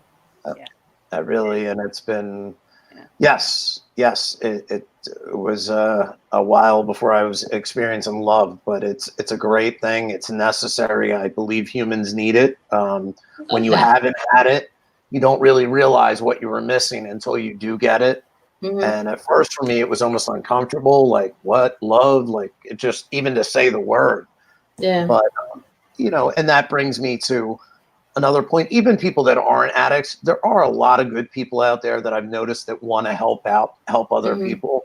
And even if you're not an addict or don't have somebody in addiction and you wanted to get involved helping people out, Mhm. it can be so rewarding in your life if you wanted to even if it wasn't financially, but you wanted to help drive people to treatment or something and get involved with helping people. It can be such a rewarding thing. I think Yeah. if people were to get involved in this and, help people or animals. Yeah. I've not done, when I hear from somebody that read my book and they're like, your book helped me, that's just like the greatest feeling to me, even Mhm. more than selling a lot of books. I'd rather have people like, oh, this really helped me out. Or now I'm not going to commit suicide because I saw you did it. And, that's what really, I live for that. So that's. There is a light at the end of the tunnel. Yeah. But I mean, there are people out there. I mean, like I said before, like the addictive personalities. A person has the addiction thing in them. So if I did something, it will make me feel one way. If she did something, it will make her feel a different way. Yeah. Like for me, I'd more. I need more. Boxes. My addiction, Boxes, coffee. 500,000 Me boxes. too. I Yeah. love coffee now. So. Yeah. So it's and sugar when you first get Chocolate. Oh yeah, that's ice cream and everything. Yes. Yeah. After the Is that because it gives you a rush, or is that because you're finally tasting it? Well, it helps. It counteracts. There's a chemical thing. Yeah. I'm a strong believer in the brain chemicals, in a whether dopamine, endorphins, and all that stuff. And when you're first getting back off of using drugs, your chemicals aren't all there. Things like sugar or even, sex and stuff like that, it raises those chemicals up. Caffeine does too. So it's not like a drug high, but it does raise it up. So you feel a little bit good taking sugar. And so it can be a little, until those chemicals straighten out, you're more adept at taking more sugar when those chemicals are low, I feel. Yep. So, everything over time it goes away. Yeah, and then everything in moderation. You know what I mean? I had backed off from all that stuff for a while. Now Don't moderate me and my chocolate. Don't even go there. Too many things around here. I got something right here. Don't make me bring up Twizzlers now. Do they do Halloween in Canada the same? Oh heck yes. Yeah, same thing as here. Yes. Where's my cuss jar, Mama? I said today we have this thing. Gina usually swears like a truck driver and a sailor all in one. She's put them to shame. But she said she was going to try and behave. But I'm in the one cussing all night. Well, cussing for me anyway, But it's like, okay, let me shut up. Yeah. I'm trying to watch my language. So. Oh, Gina normally doesn't. All right. I am building a chateau thanks to her. I'm going to send her down a swear jar and all the money that she puts in it. When it comes back up here, American money is worth time and a half. So I'm like, wow, hello. you're doing all right. What damn, All right, shiny balls. Sorry. All right, we're gonna reel it back in here because I mean, yeah, we've got about 15 minutes or so left. Yeah, 15 minutes. All right. 20. We're 20. No, but after this book, do you plan on writing another book? It's interesting you said that. A lot of people have said that we'd like to hear more. Obviously, I don't have another life story to write about. No, so well, you do actually. I do in a way. Yes, that's true.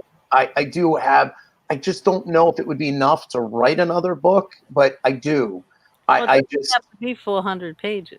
right. It can be 130 pages. Right. What it is an affirmation that life is. Yeah. And Well, that because a lot of people have asked for that. We're like, I Yeah. hope you'd write another one, you know? yeah, because I read a review on Goodreads, and that was what one woman said. She enjoyed your story so much that she wants to hear more from you. She wants to know more about your life. And this is the thing. Everybody who got a book today, Mhm. thank you. This is going to help him out because I know the stories are going to be shared. Like Scott with his brother, but. Mm. Let him know how this affected you, good, bad, or otherwise. We all want confirmation. It's an important thing for him to know how this affected you reading his story, because you didn't hide anything. You put No. all your cards on the table. No. And So there if somebody's kind of skittish, be careful. Yeah. It's And a you warning didn't about go reading a book. through- And yeah. no there were sugarcoat. a few people in there that Different. I kind of outed that, there was some stuff that I guess some people in my life that had done things that weren't that I had sort of kept their secrets inside. And, I'm sure I upset a few people with the book. I know I did, but I was holding their secrets in and they didn't care about upsetting me their whole life. And it was actually kind of healing. I've had a few people write to me and say, angry, and that's oh well, it's Exactly. I pissed some people off. I'm sorry. I maybe you shouldn't have, there was a lot of stuff that I was honest. That's the one thing I can say about the book. I was honest. Really And so I just let it all out. And if it hurt some people, I didn't purposely try to hurt people, but I wasn't going to keep any more lies in, whether it was my own family, my own brother, my own mother. I was being honest, and I had to sort of save my own life. So I upset some people along the way. I'm going to save some lives along the way too. So that's the whole point. You might have upset some people, but you're I did. One upset person and one saved life. I'm gonna save the life. With your upsetness. Yeah. And if they have an issue, tell them to come see me. I'll have a nice little talk. There you go. You got them. So but I had a huge, the overwhelming amount of people that have contacted me have been so positive. It's really been amazing. And so many of these people I've lost touch with because of becoming an addict. I just didn't talk to them for years. And so many people have reached out to me. It's just been the greatest thing. I mean, that was healing in itself. I've had these people that I thought were mad at me, I thought hated me because I was an addict, write to me just like, I'm so glad you're well now. And so, I've had some people that, like I said, I can't believe you shared that about your family. You're terrible, but okay.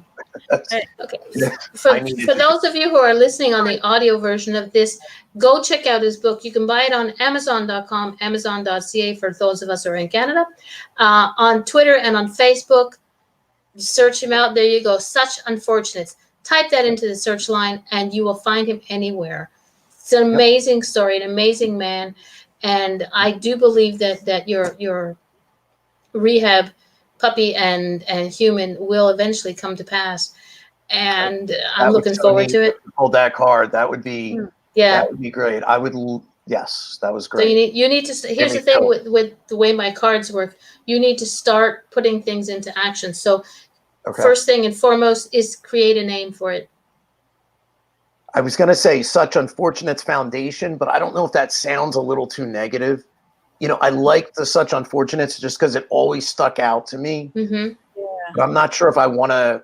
No, because you're promoting health and well-being. Right. You know what I mean? And so I don't want it to be like unfortunate. But you can put unfortunates in here.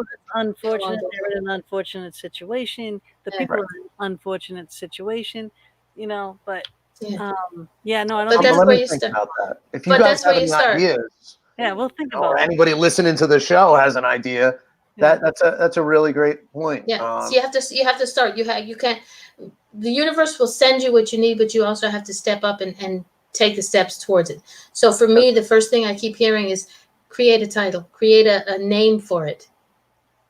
So That's a good get your idea. name, That really is. get your name in gear. The more you put out in the universe, the more it will Mhm. come, and you'll More get. comes back. Look, the hamster's turning. I know. I'm just thinking right now. Dude, I'm gonna come up with something. You know what? I'm gonna ask Karen I'll too. design your ad Yeah. because I'm Great. trying to do Yeah, now for P Fox advertising, right? So Parafox advertising. That'd be I great. love ads, so maybe maybe come up with a logo. She's good I at would this. really appreciate that. That'd be awesome. We'll work together. We'll work on it. We'll work on it. Yeah. We'll all work on it. And anybody that's watching, listening, share the show. Please, please, please share the show. And then, and if you know anybody with deep pockets that needs a foundation and a good cause to donate to and to fund this foundation, please let them know about Andrew. Yeah. Okay, please. I'm begging you. Right. If you guys have any questions, you can call in. If you want to talk to them, that's fine too.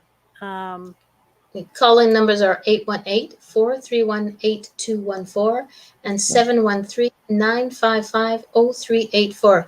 We still have, on the radio show, we still have about 10 minutes left, but we can continue to go over. So come into the chat room, share this thing. Let's get this message, that this book and this man is trying to get out there to heal. And if Because anyone can't afford the book, if you truly can't afford it and you want a copy of the book, get in touch with me. I'll make sure you get a copy.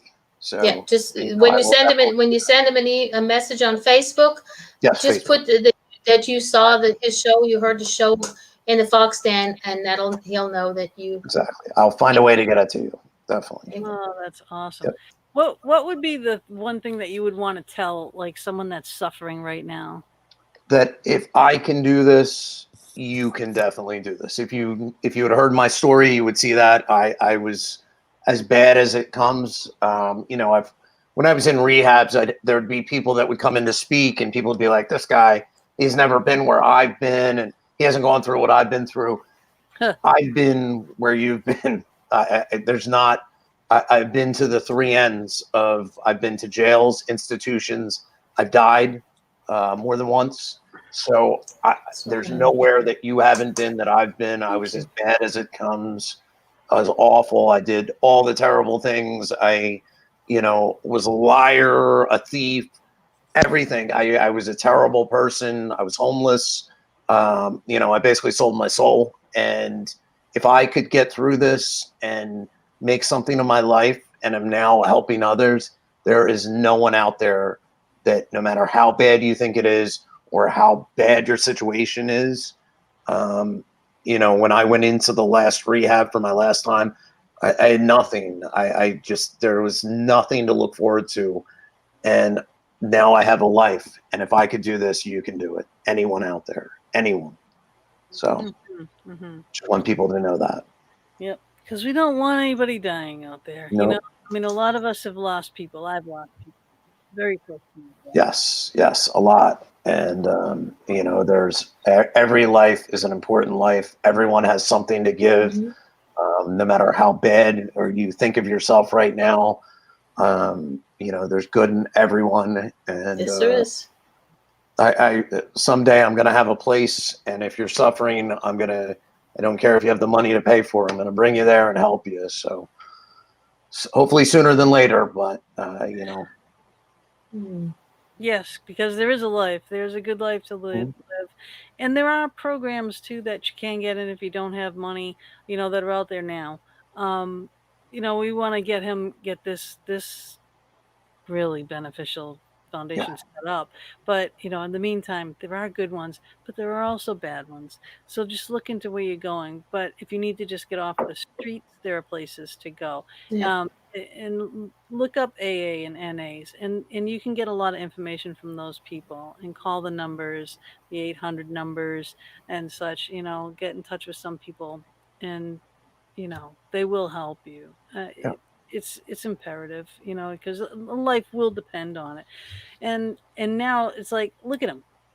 His life has completely changed, completely and totally. He's look at him. He looks healthy. Yep, I can almost smile. Yeah. Got a nice tan. I got a tan. Yes. I'm rather jealous of people with tans because I'm a ginger and I go red and they're back to white. So I'm jealous of people with tans. When I lifeguarded down the shore, I used to, and I surfed, so I would be out in the sun a lot, and I just got used to it, and I started loving the sun. There's something, I guess, vitamin It's D, healing. but I always feel better when I'm in it. So Yes. now, any chance I get, I'll lay in the suns, and my skin sort of gets tan pretty easily. So Mine I used to. And then like I it. started taking hormones, and I look like Hitler. It's like I'm telling you, I get hormones. It was like being in the sun. I would get it looked like smudged dirt mark here, and here, like really weird marks. And they're like Really? the sun. You keep So letting the that sun- message is, Andrew, don't take hormones and lay in the sun. Don't take hormones away in the sun. I don't think you'd be taking hormones. There you go. No estrogen for me. Poor Karen Please, actually had to go in and just have a surgery, and so I was a wreck in there. I was probably more stressed out than she was, but she's bled through it great. Had to have a hysterectomy, so Oh, I did that too. It was horrible. They tore my bladder and nicked my kidney. yeah, I was worried about her hormones. That when you mentioned And that, then, but yeah, she's been yep. doing great. So Yeah, they took a while to get the hormones like leveled perfectly, but you do. yep, no, But you she's can't- a trooper. Yeah. That's a horrible operation. Things are gonna change, Yep, as long as she looked that's life. happy. You know what I mean? Yeah, Yep, it's what happens. Yeah.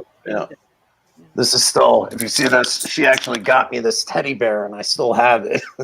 So I was in the treatment center with this little pink bear she got me, and everyone would laugh at me, but I slept with it every night. I still have it there. Oh my god! Well, my late husband, he would go into his first rehab. He had a Pink Panther. Oh, okay, sure, It sure. was his dad's. Like his dad and him were like two peas in a pod. But he took that, and I'm telling Okay. you, they all made fun of him back. He's a real manly man, right? Yep. He's his But Pink Panther. she sprayed her perfume all over it. So once they smelled it, they were all like, "Oh, I want to sleep with that or put it on my pillow," because it smelled so good. So Right. it was nice for her to do. But Yeah. my life is completely different the way it used to be. So it's getting better all the time. So it's really a good thing, And I can deal with situations in life that people get stressed out over after you've been through what I've been through. And other people say that, how does this not stress you out? Like everything seems little to me now, it's like volume got How are turned you up. handling this pandemic? Shut yourself in the house and don't talk to people and put a mask over your face Yeah, it's obviously not the greatest thing, but I can deal with it. I can deal with the mask and everything else. And I think I got the coronavirus. There's something that Karen was getting UTIs, and she uses something. I could let your listeners hear this. Something called colloidal silver. Have you ever heard of colloidal silver? Oh yeah. We've had a guest on our show. Yeah. She used it for a UTI, and it got rid of it. And so I at one time I had a chest cold. Oh, you got it right there? This is silver. Silver lozenge, yeah. So Um, I had a chest cold, and I inhaled it, and I put it in this vapor with some water, and I got rid of the chest cold in a day. And I was like, oh my God. So I started to get sick, and my taste buds went away. And I was like, oh my God, it's Corona. And I took colloidal silver, and I took, what was it? It's an oil, a natural oil, tea tree oil. And I put drops of tea tree oil in a little vaporizer. I have it around here. And I breathed it in for half an hour at a time. I did that 3 times. And literally within a day and a half, I don't know for sure if it was a Corona, but nothing else takes away your taste buds. All the symptoms went away, and my taste buds were back within 3 days. I actually wrote to the New York Times, and I said, this helped me. I think I may have had Corona. Here's what happened. They never got back to me. But I thought I could help some people out with it. Yeah, so many people are writing in with all those different things. But our Dr. Patterson, he was going through, he's got it in sprays and mists that you can spray it on your face. He was going to Egypt right after he was on Africa.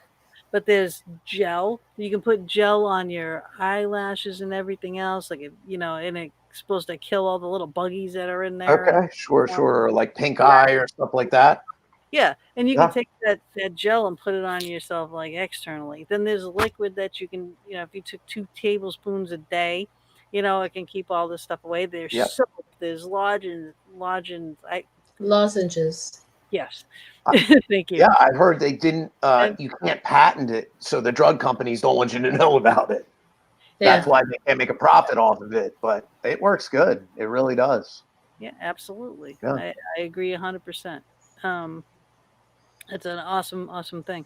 Do Yeah. you think though, speaking of like these things like cure-alls, do you think doctors should prescribe opioids for like pain, people in pain? Certain pain, yes. I mean, sometimes when people, but the way they're doing it, no. You don't give somebody an unlimited prescription.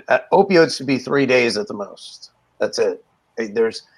If someone, the idea that you give somebody a 30-day prescription of something that they can become addicted to is just not smart. No. The pain that if someone comes in and they have a serious, really bad pain that needs, say they have a broken bone, yes, okay, morphine or whatever it is for the first 3 days, and that's it. But to give them a 3-month supply of something that it's just crazy. It's playing with fire. And I know someone like me, if I took opiates for more than 3 days, I would start going through withdrawals again. And once I feel those withdrawals, I'm hooked on that.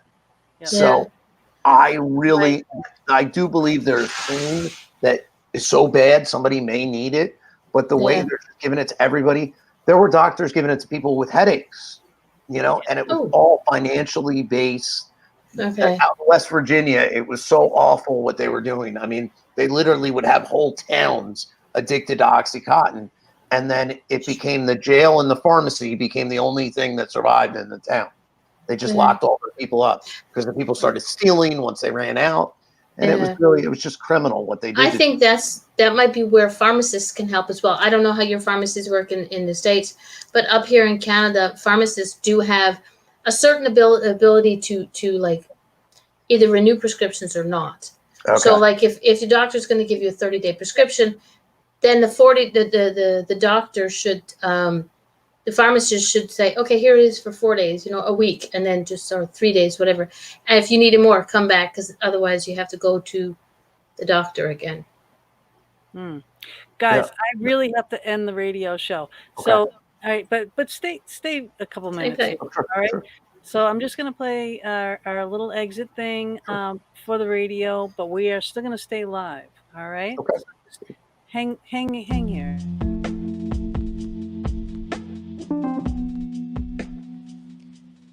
Thank you again for joining us for another episode of The Fox Den. We would love it if you would go over to our YouTube channel, which is The Fox Den, hosted by Gina Bankston. Please like and subscribe our channel and join us in the chat room there while we stream live every Thursday evening from 8 to 10 p.m. Eastern Standard Time.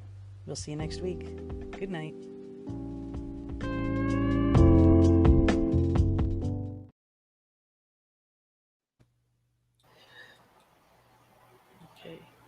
Thank you for using Blog Talk Radio. Goodbye. Good boy. Boy.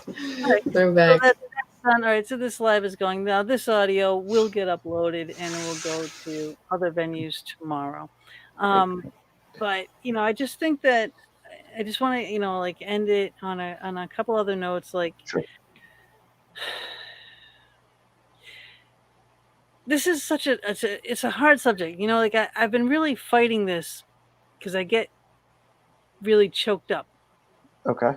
Dealing with this issue because of the losses that I've had, situation I had myself into.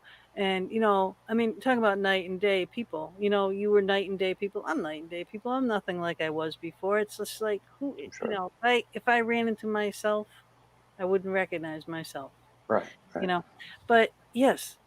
And look, here's 2 success stories right here. Mm-hmm. Yeah. but it is something that needs to be maintained, and I really want that to be out there. Right? You can't just get sober and expect to stay that way. It needs maintenance. It's a And process. yeah.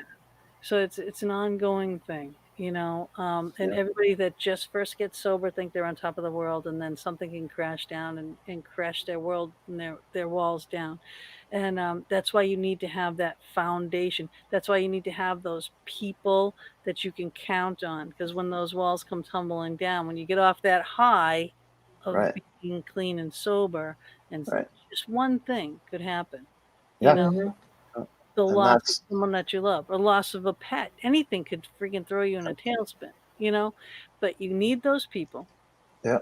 in place that can be there for you, Sure. and it's Absolutely. important. It's important for everybody, to know that, and to know though that there are people out there that don't even know you Right. that will want to help you. That want to help you is Mhm. pretty powerful, It's extremely It's- yeah. It's Yeah. cool. And like you said, Andrew, for those of us who have never been through addiction and don't know of anybody with addiction, we want to help somehow. I think it was Jody in the chat room who says they go out and help feed people at the homeless people. I've heard so many stories about people just filling backpacks with essentials and go doing that. Those little things help. Oh yeah. It may not get the big thing going, but it makes people feel human. Yep. Yeah. Yep. And You I know? think it's helpful for the people doing it too, because you feel good about it yourself. And Yeah. that's I'd let people volunteer at my place, like with anything, if they wanted to Mhm. teach people how to sew or something. You come by and do a class on that or something. I think it could really, or even Meditation. about ghosts. Yeah. A ghost tour. There could be Gettysburg, yeah. I think it would be a great area, maybe even a little bit outside of Gettysburg, just in the mountainous area around there. Yes. Start a place. I think it would be great. It'd be perfect. Mhm. And I don't know. I just I would save any animal I could. I'd get it. I'd want enough land that I could just. I'd love taking them in and taking care of them, and they could adopt them out of there. The addicts could help take care of them. It would give them a Yeah, purpose. take 'em I think it home. would be great. I Yeah. do. That'd be a wonderful thing. I think you're doing great things. I think you're going Yeah. absolute wonderful direction. I do think you should write a little something about just how recovery is, and Like, how what's his life like now? yeah, and just the steps that you went through. Like day Okay. 1 sober, I felt like shit. Day 2 sober, I felt Right. a little better. Brutal honesty is the Yep. same, just like this book that you wrote. Sure. 400 plus pages of brutal honesty that Yes. I absolutely loved and did not want to put down. Thank And you. Thank you. I really appreciate that. I feel like you're part of my family or something. Oh, thank you. I know. I was telling Karen, I thought you guys were awesome. I said they were two awesome ladies. So if it wasn't for, I wouldn't get to meet people like you if I didn't write the book. So that's True. that really, I don't know. That's why I was like, you got to come say hello. So she was like, oh. Yeah. You opened the door by writing this book. You opened the door for so much more to come. Yeah, that's really true. So I definitely know we should definitely stay in touch without a doubt. That would be cool if something from this show was the reason I was able to open a place. I would love that. So. That's the whole purpose of this show is to help. It'll be called Foxy Angels. All right. Foxy Butterflies. There you go. Yeah. Gotta get our 2 cents in there. Yeah. You know me. Yeah. Hey, Fox.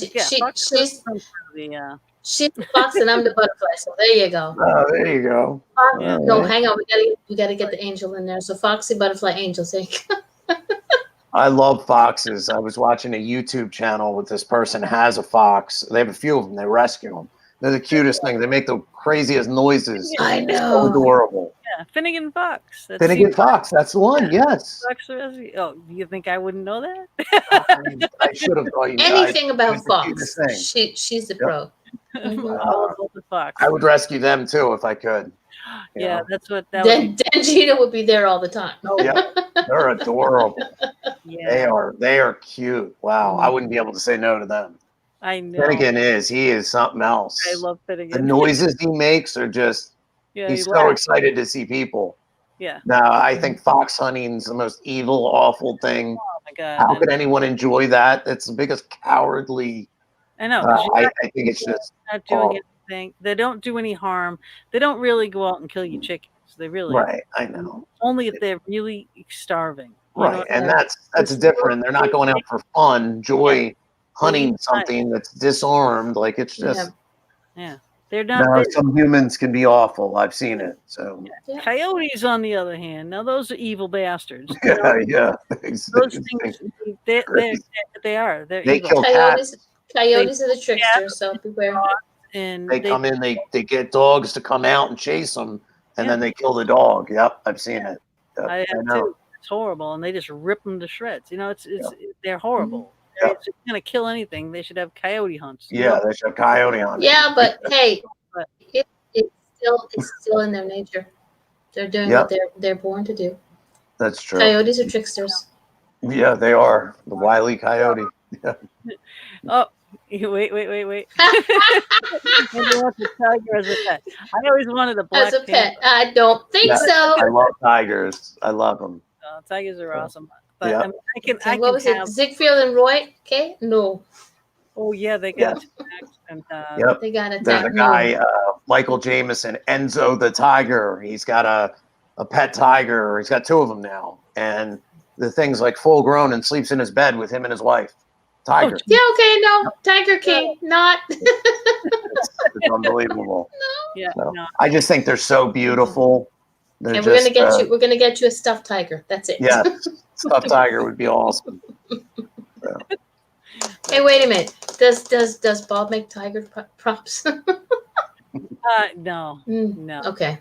That's dogs and. But and the great thing about Karen is she loves animals just as much as I do. So I get that because you have rescue dogs and cats and cats. Yep. We've got 4 cats now. Believe it or not. Pugalicious. Yep. Oh, no, we couldn't say the one cat's in love with her. It's Ash. He loves her to death. So it's been it's busy, but we love them and they make our lives so much better. I couldn't imagine not having them. So, I know. Well, I'm telling you, my dog Lacey saved my life, and I always say it. And my daughter even gets pissed at me because I say it. She gets jealous of how much I love my dog. But I mean, I always had black labs my whole life. Right.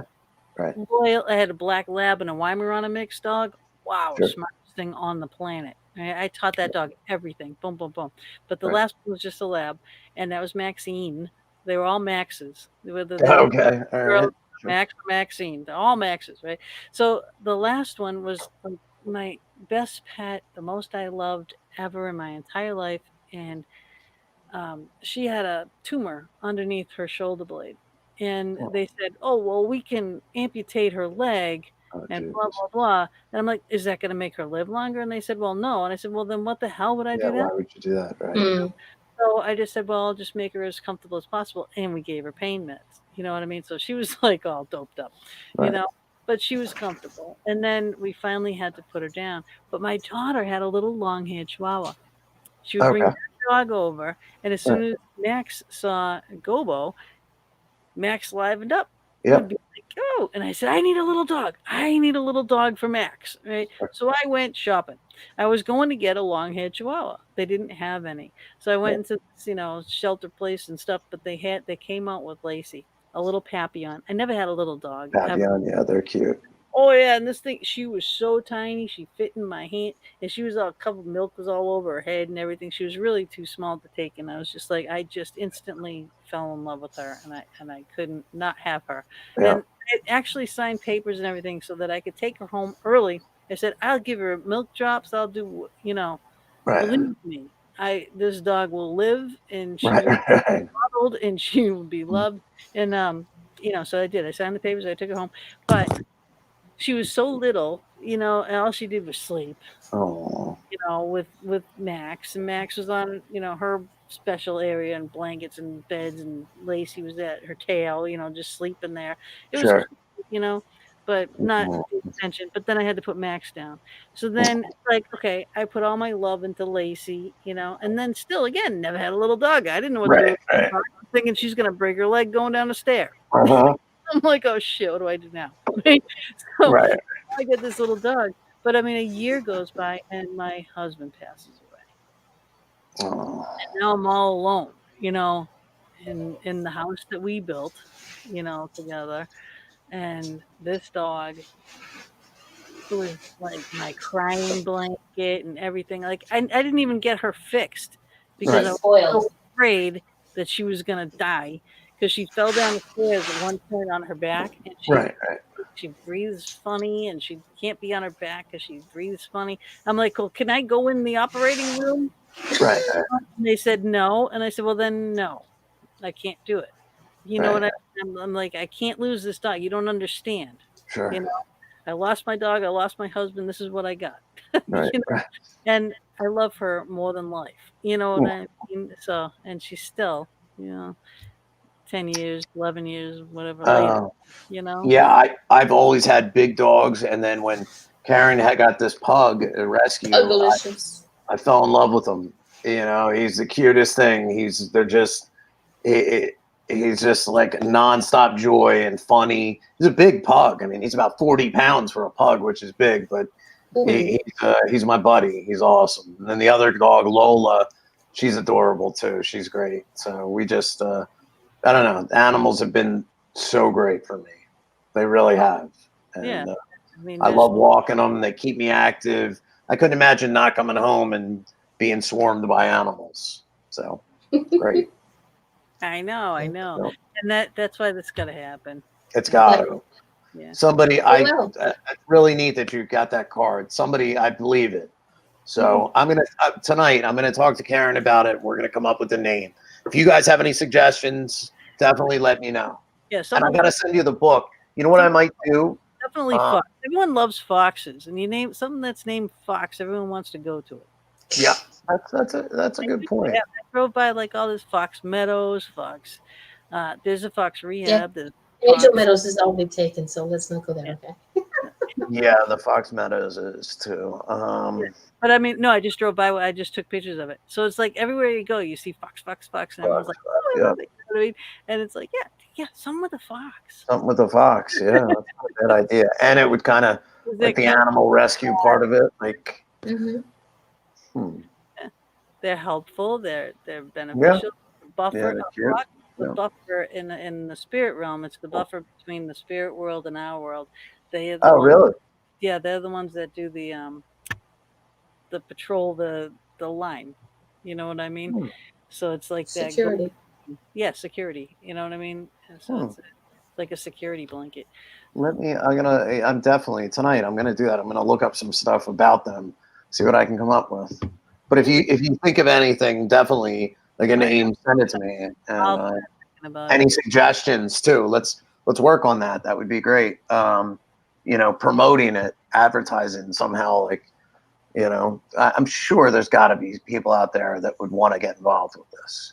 I mean, if I could think of all the things you could really save some lives doing this. Absolutely, 100%, no doubt about it. Yeah. And even if you save one, it's one life. That's what counts. But this can save hundreds, thousands. You know what I mean? Bring families together. Like I was saying, the friend of mine that died, he wanted to cure cancer. That was his whole goal in life, was to cure cancer. I mean, he was in medical school when he overdosed and died. And it's just like, ever since he was a little kid, he had all these things written out, and it was just that was his whole goal in life. And now he's dead. You never know if he could have. And he's dead because got in a car accident, got addicted to Oxycontin, and next thing you know, he's on heroin and he's dead now. And so it's like we're throwing these people away that we shouldn't be. And it's the Vietnam War. 58,000 people died. The whole country's up in arms about it. 72,000 people a year are dying in this country from drug addiction, and it's like not even being talked about. And it's just 51,000 at Gettysburg, Oh wow! And everyone wonders about that. And in these numbers that are dying, from opioids and everything else is The war. that. It's over that. Yep. Yeah. It is. And I mean, it's something needs to be done. And it's just, I mean, if 16 people washed up on a beach dead, there would be everybody be up in arms. Oh, what happened? What caused that? There were 16 people the other day that overdosed and died in this area. And they care less. They just right. It's just, and it's a lot of people don't have the information out. So many people that have read my book were like, "Oh my God, I didn't know that." There's so much stuff that's just not out there that people don't know. And I think if they were more informed, it's just and I'll tell anybody. I don't care if somebody's like, "Oh my God, you're a drug addict." Yeah, you got it. I don't care. They can hate me for being a drug addict all they want. I just want to help people, and I'll share my story with anybody out there. So. Lacey's scuffing. She's on the bed. She can't jump down. That's well, ladies. It's been a really great pleasure talking with you guys. It flew by. That time did. It did. I can't tell you how much I appreciate you having me on, without a doubt. And Darlene, I'm going to send you. I may just email you a PDF file of the book. Would be easier if they're going to give us a problem about sending it to Canada. I was thinking that. Just let me know. Unless you do it through Amazon, just PDF it to me. Yeah, that's what I was thinking. If it's the same thing, you'll see it. It'll just come. It just won't have the cover on it. But, I was thinking that might be the easiest way to do it. Yeah. Just send it to your email, because I was looking at it today. Because I don't know why with different countries, but like there's a different Amazon for Canada than there is for the. So I don't know. But I know. Stupid. We'll figure it out, but I want you to read it, definitely. So we got to get it. All right. But ladies, it was really great. It was a blast. We will keep in touch, and things will work out. I'll try to come up with some kind of something. And absolutely. Let's definitely stay in touch. I'd love to hear from you guys, and I can't thank you enough for everything. You're great. And I'll promote your show as much as I can, without a doubt. Thank you. We need subscribers to the YouTube. Anybody out there, YouTube, get on it. So I subscribe, but we'll get Karen too. We'll get some of our friends too, and last people too that I know. All right. Next week we got a show about animals and people, and what's his name? Mark Hernandez. He's a holistic healer for animals, people. What time next week? Same time? Same time. We're always same time. Thursday from 8 to 10 p.m. Eastern Standard Time. Awesome. Fox Den. But wonderful. Okay, I'm gonna let you go. Go give Karen a big kiss and a big hug. I will. And, thank you guys so much. It was awesome. It was great. I love talking with you guys. And if you ever need me or need anything, please just get in touch with me. All right. Absolutely. Tell her thank you for being an earth angel. Yes, definitely. Yeah. Aw. Oh, there she is. Very nice meeting you. Oh, there she is. Watch the whole thing. I'm so happy for you both. I truly. Thank you, guys. You guys are great. Have a wonderful. Bye now. And all right, ciao. All right, everybody, tune in next week, 8 to 10 p.m. Right here, and please go to our YouTube and share this show. It's imperative that you do that. It's a very important show. Yeah. Night, everyone.